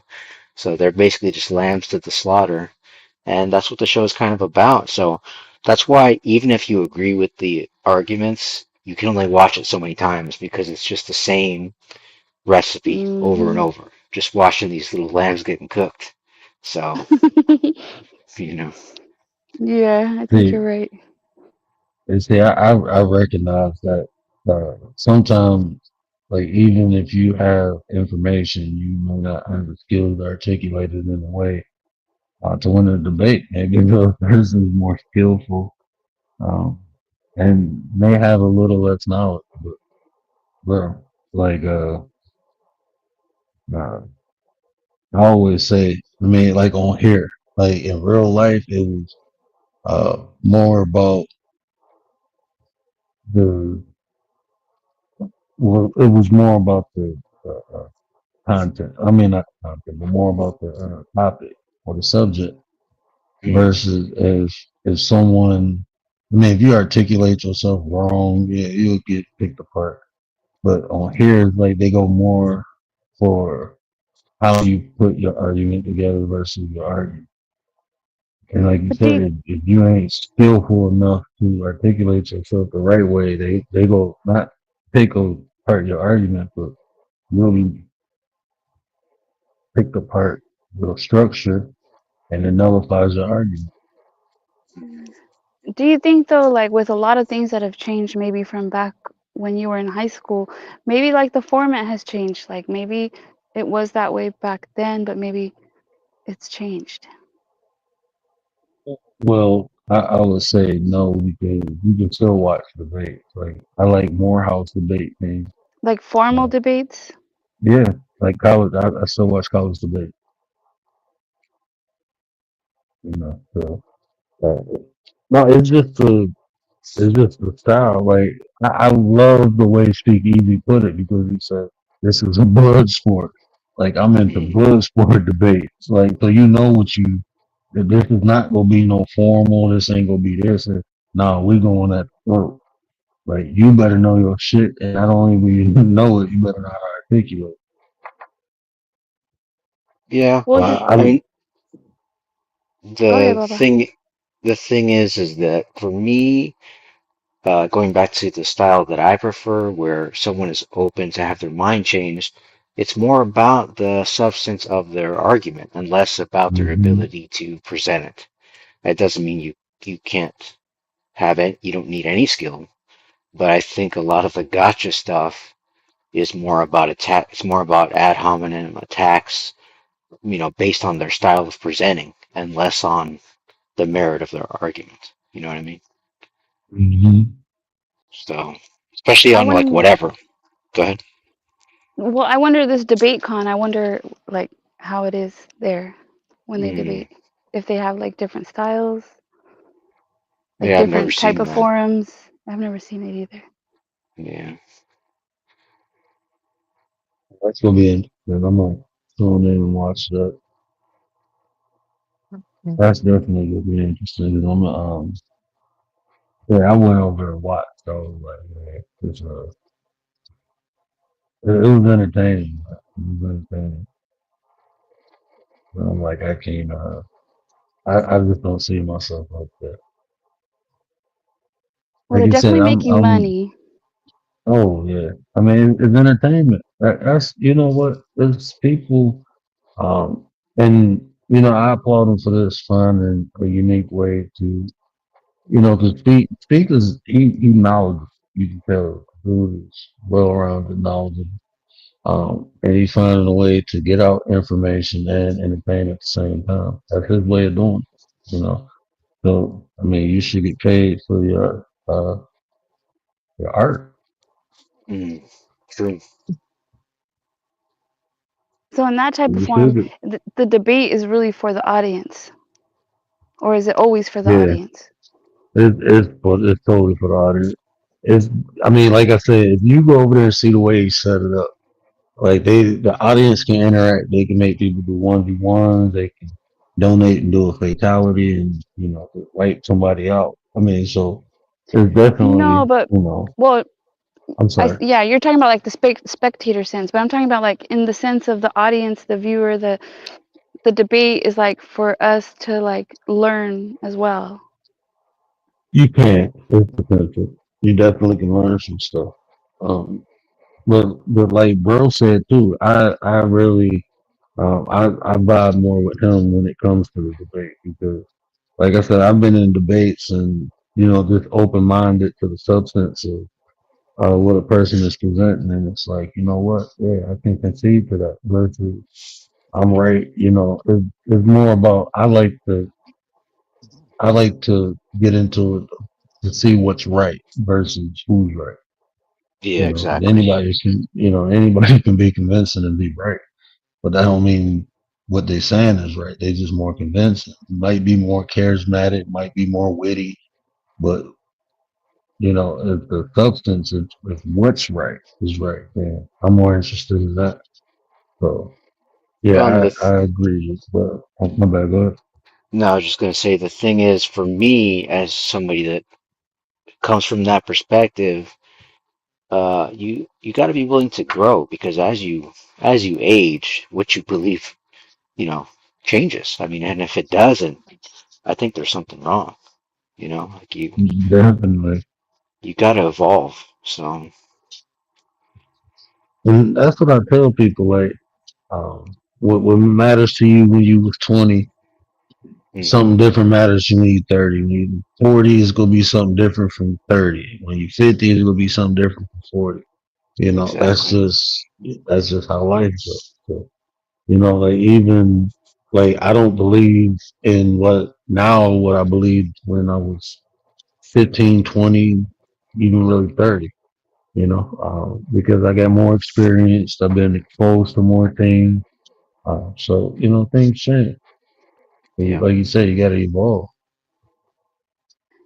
You know what that made me think of? Oh my goodness. I don't know if you guys heard this, but there's these parents that brought their 9-year-old to a tattoo artist in Arizona because I guess in Oh no. Arizona a child can have a tattoo as long as Oh, the parents approve. And the little girl wanted Trump, a face of Trump on her neck. And the tattoo artist oh refused to no. do it and convinced her to do a flag instead. And then I think they brought her back after a couple years again, and he again said, "No, I'm not doing that tattoo." And then she ended up getting, so she's got two tattoos. She's 9 years old. She's got one American Oof. flag, it's a good size on her arm, and then she's got like a bird, like a bird with American flag colors on it.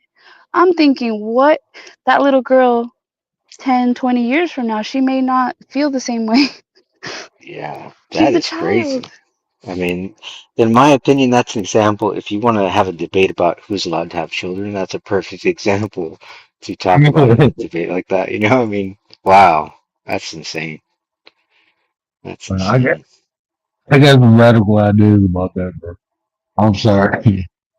I got Yeah, some and radical ideas about I that do shit. too. I do too. I think, unfortunately, the people that are willing to have kids are, I mean, this is a trite saying or concept is that the wrong people are the ones that are wanting to have kids. It seems like and Hmm. the people that are more um, thoughtful and You can say I suited. don't know, maybe suited, however you want to put it. I don't know. I mean, it just seems Okay. like it's harder to get them to have kids these days for whatever reason. So, Mhm. Well, the ones that say like I don't want to have children because I don't want to bring children into this like cruel world or whatever. yeah. Well, it's tough. I mean, it's a tough life and it's getting harder. It's getting harder and Mhm. harder, right? So, I mean, it seems like even though it's getting at the same time easier and easier in a lot of ways. So, That's the Yeah, and those beautiful people are thing the ones about that should life. have kids yeah. to hopefully like outnumber the dumbasses. Yeah, exactly. Like, I there should agree. be some type of qualification you got to have before you. Man, I don't care what nobody says. Y'all doing all these chips and AIs, man. You need to start killing people so they can't have kids until they pass a test or some shit. This is like the most despicablest thing. I've seen some things, bro. People burning kids with cigarettes and something like that. But I don't. Mm, Did I ever tell you that story that happened? And this wasn't too far from Commander. This wasn't too far from where I stay now. This woman and her boyfriend like unalived her kid, but they found this kid nailed to the wall. Yeah, cigarette burns, like your kid nailed to the wall. Like what type of? And the boyfriend was like, well, she was telling me to do all this stuff. oh, Like I this think I boy, saw like, that. I think I man, saw that that. shit, bro. Like I'm sitting here, like that shit is fucking crazy, man. Yeah. And she The was thing sitting in is, the courtroom. Go ahead. no, no, go ahead. No, I was just gonna say, I think if this is the same case, I think I remember her sitting in the courtroom, and she just had a stone cold look on her face, like she didn't give a fuck about it. I mean, Mm-hmm. it's Like no crazy. emotion. That's what I say. Yeah, When people don't believe in demons, there you go. Like, how can exactly. you, your own Evil child, bro? exists. Evil's real. I be telling people that, bro. Like, people display it in their actions, man. Just look at them. Mm, How can you do something like that to your own child? Something you carried for 9 months. Something I don't know if you breastfed, but if you did, like, how can you have no, I don't know, bro. Like, I So couldn't do those it. I love stories my are baby. tons. The word like there's tons of those. Like every day, every week, there's new stories. Cause like I'm in watching these things. It's sick. Like mm, there's so many words, so many like that, where it's mm, unbelievable. Like man, these people have no souls. They're like straight up demons. yep, yep. And see, That's why I don't know. but this be the thing too. Like when we talk about come together as a community, and come together, and people don't stay the night over houses no more. Because this sick shit. Well, you don't know who people are. That's I don't know, but I can't.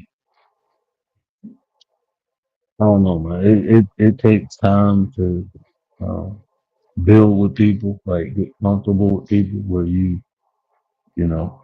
I don't think I'm ever get too comfortable with people until my kids are able to defend themselves to feel that relaxed around anybody around my kids. Mm, Like my Those people are just parents straight and up my selfish and maybe narcissistic. I yeah. don't know. No, them motherfuckers psychopaths. I ain't no damn narcissist. Psychopaths, like Not they have doing no no care shit for their like that. kids. And no They feel empathy. nothing. mm, Mm-mm. Yeah, and a lot of women will do it like they'll put the man first. They'll put being with a man first. Or even sometimes the men. Or the men are complacent, like you said, that, oh, she told me. What? Okay. You ain't got no balls to, like, All right. I dated a girl and I told her like, man, don't hit your kid. Like I had to tell her. Like, well, nah, bro. Look, I got beat too when I was little. I understand. I'm telling you that shit was wrong and what you doing. You ain't gonna do that shit in front of me. I had to tell her mm, one girl, and then it's like I couldn't. There was other things that happened while we broke up, but I always worried about her daughter after we broke up, and then like it's probably about 12 years later, I seen her daughter. I was working in the hospital. She came in with a baby. I'm looking like, damn, bro. Like I think she was like 15. I'm looking like I was there. if you are a man and even if you're not participating in the abuse, but you're complacent, oh, you're getting snatched up too. You're getting arrested too. because How can you if call you yourself a witnessed, man, bro? you were You complacent, you know, let it happen, you didn't help it, you Yeah. didn't report it, they get arrested too. I, you see, I can't call that no man. Cause like I Even if it's said, not your children. yeah, like that's you ain't gonna do that shit in front of me, man. Cause you upset and mad. What is my kid? I don't care who kid it is. That's a kid. Just cause you mad, you can't take it out on the kid. Well, they didn't. Okay, look, they kids, man. Like my son, look, man, I love my son just Fiji, man. You know, he's a kid, man. Ain't about to be beating them and dragging them and doing all no crazy shit. I don't even like raising my voice up. You know, like, you got to put them in his place at times. But that's his abuse, bro. I got abused my kid. My stepdad was my son. So I know how I feel. And like even raising my voice at my son, I be feeling like shit sometimes. But you have to give them structure and discipline. But discipline, beating a kid is not discipline. You can discipline a kid multiple ways without beating. You know, so take Yeah. stuff from 'em, you know, go in your room, you know, time out, you know, that stuff work, man. Then you talk to them, man. Talk to 'em, let them know what they doing. That's the key right Hmm. there, man. Talk to the kids, man. Yeah, Help it's them like understand. giving them the tools, right? Instead of you know, Hmm. the old way, the old method, which you know, Yeah, I think it's a generational thing to some degree, but Hmm. I didn't need to yeah, get beat. All I needed was basically the either getting shouted at or basically the verbal type thing, you know. Either just verbally tell me off or don't speak to me. Like literally, if the only way to get a child to truly understand how they're going to learn their lesson is the parent to stop talking to them for like a couple hours. That actually worked on me though, actually. yeah, that works too. It does work. Yeah, yeah, 'cause I my got son hate. empathy. My Not son hate when he empathy feel though. like. Yeah, my son hate when he think I'm upset at him. That break his little heart. Mm. It break his little heart. You be like, Dad, are you mad at me? I'm like, son, I can't be mad at you for a long time, but I am disappointed. Man, Mm-hmm. you just talk to him, man. You're lucky though that Yes, your son cares because you know, a lot of I the can. kids, man, a lot of kids, Wait, they don't care. mm, Like you, they no, don't care what you my think. dad, my father got that. My father don't need to beat me. He got that same type voice that literally get me straight. But then also at the same time, my mother doesn't have to beat me because she can how emotionally do that way to deal with me. You know, like an emotional aspect. She used to be strict, but now she's more laid back though. But the other way to deal with me at 48 is just not to talk to me for a couple hours though. Literally, that literally break me. I literally break so. Oh man. The silent treatment, the cold shoulder.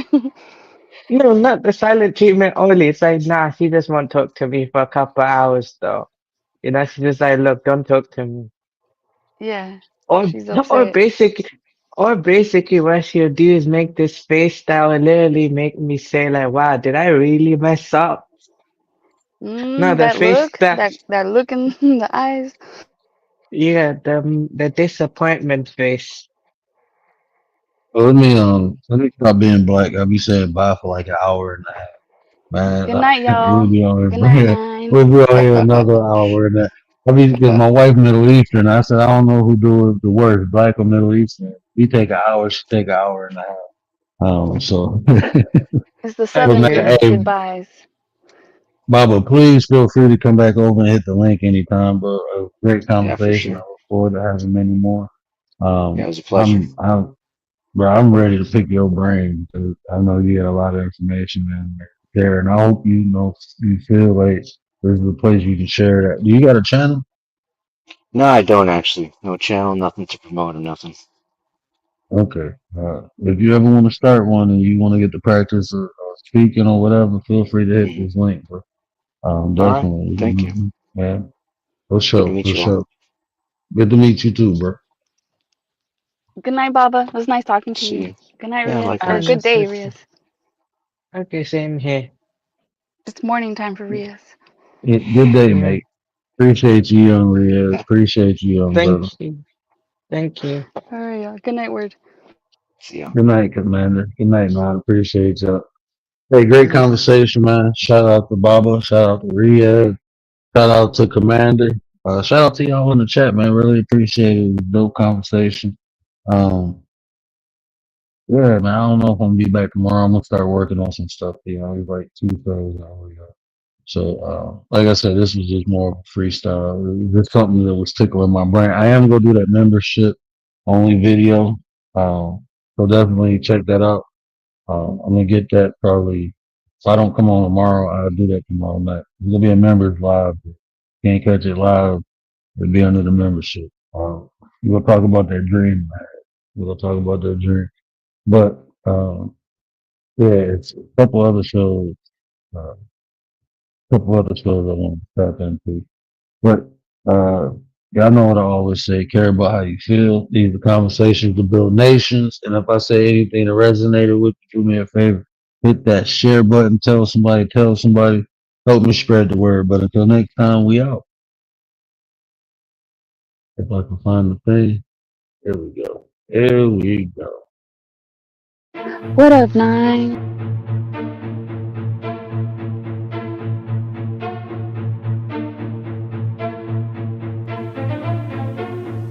Trapaholics Mixtapes.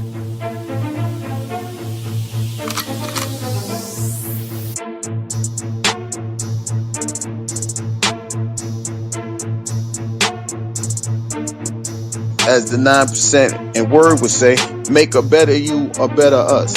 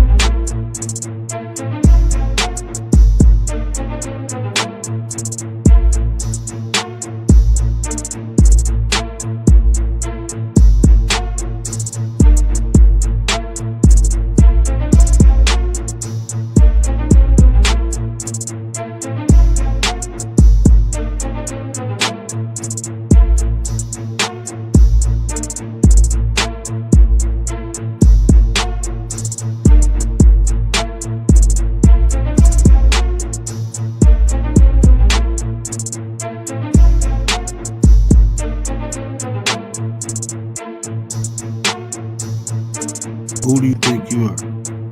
I'm the word. Boy, I'm the one who put in the work. Get you a word. Nana nana boo boo.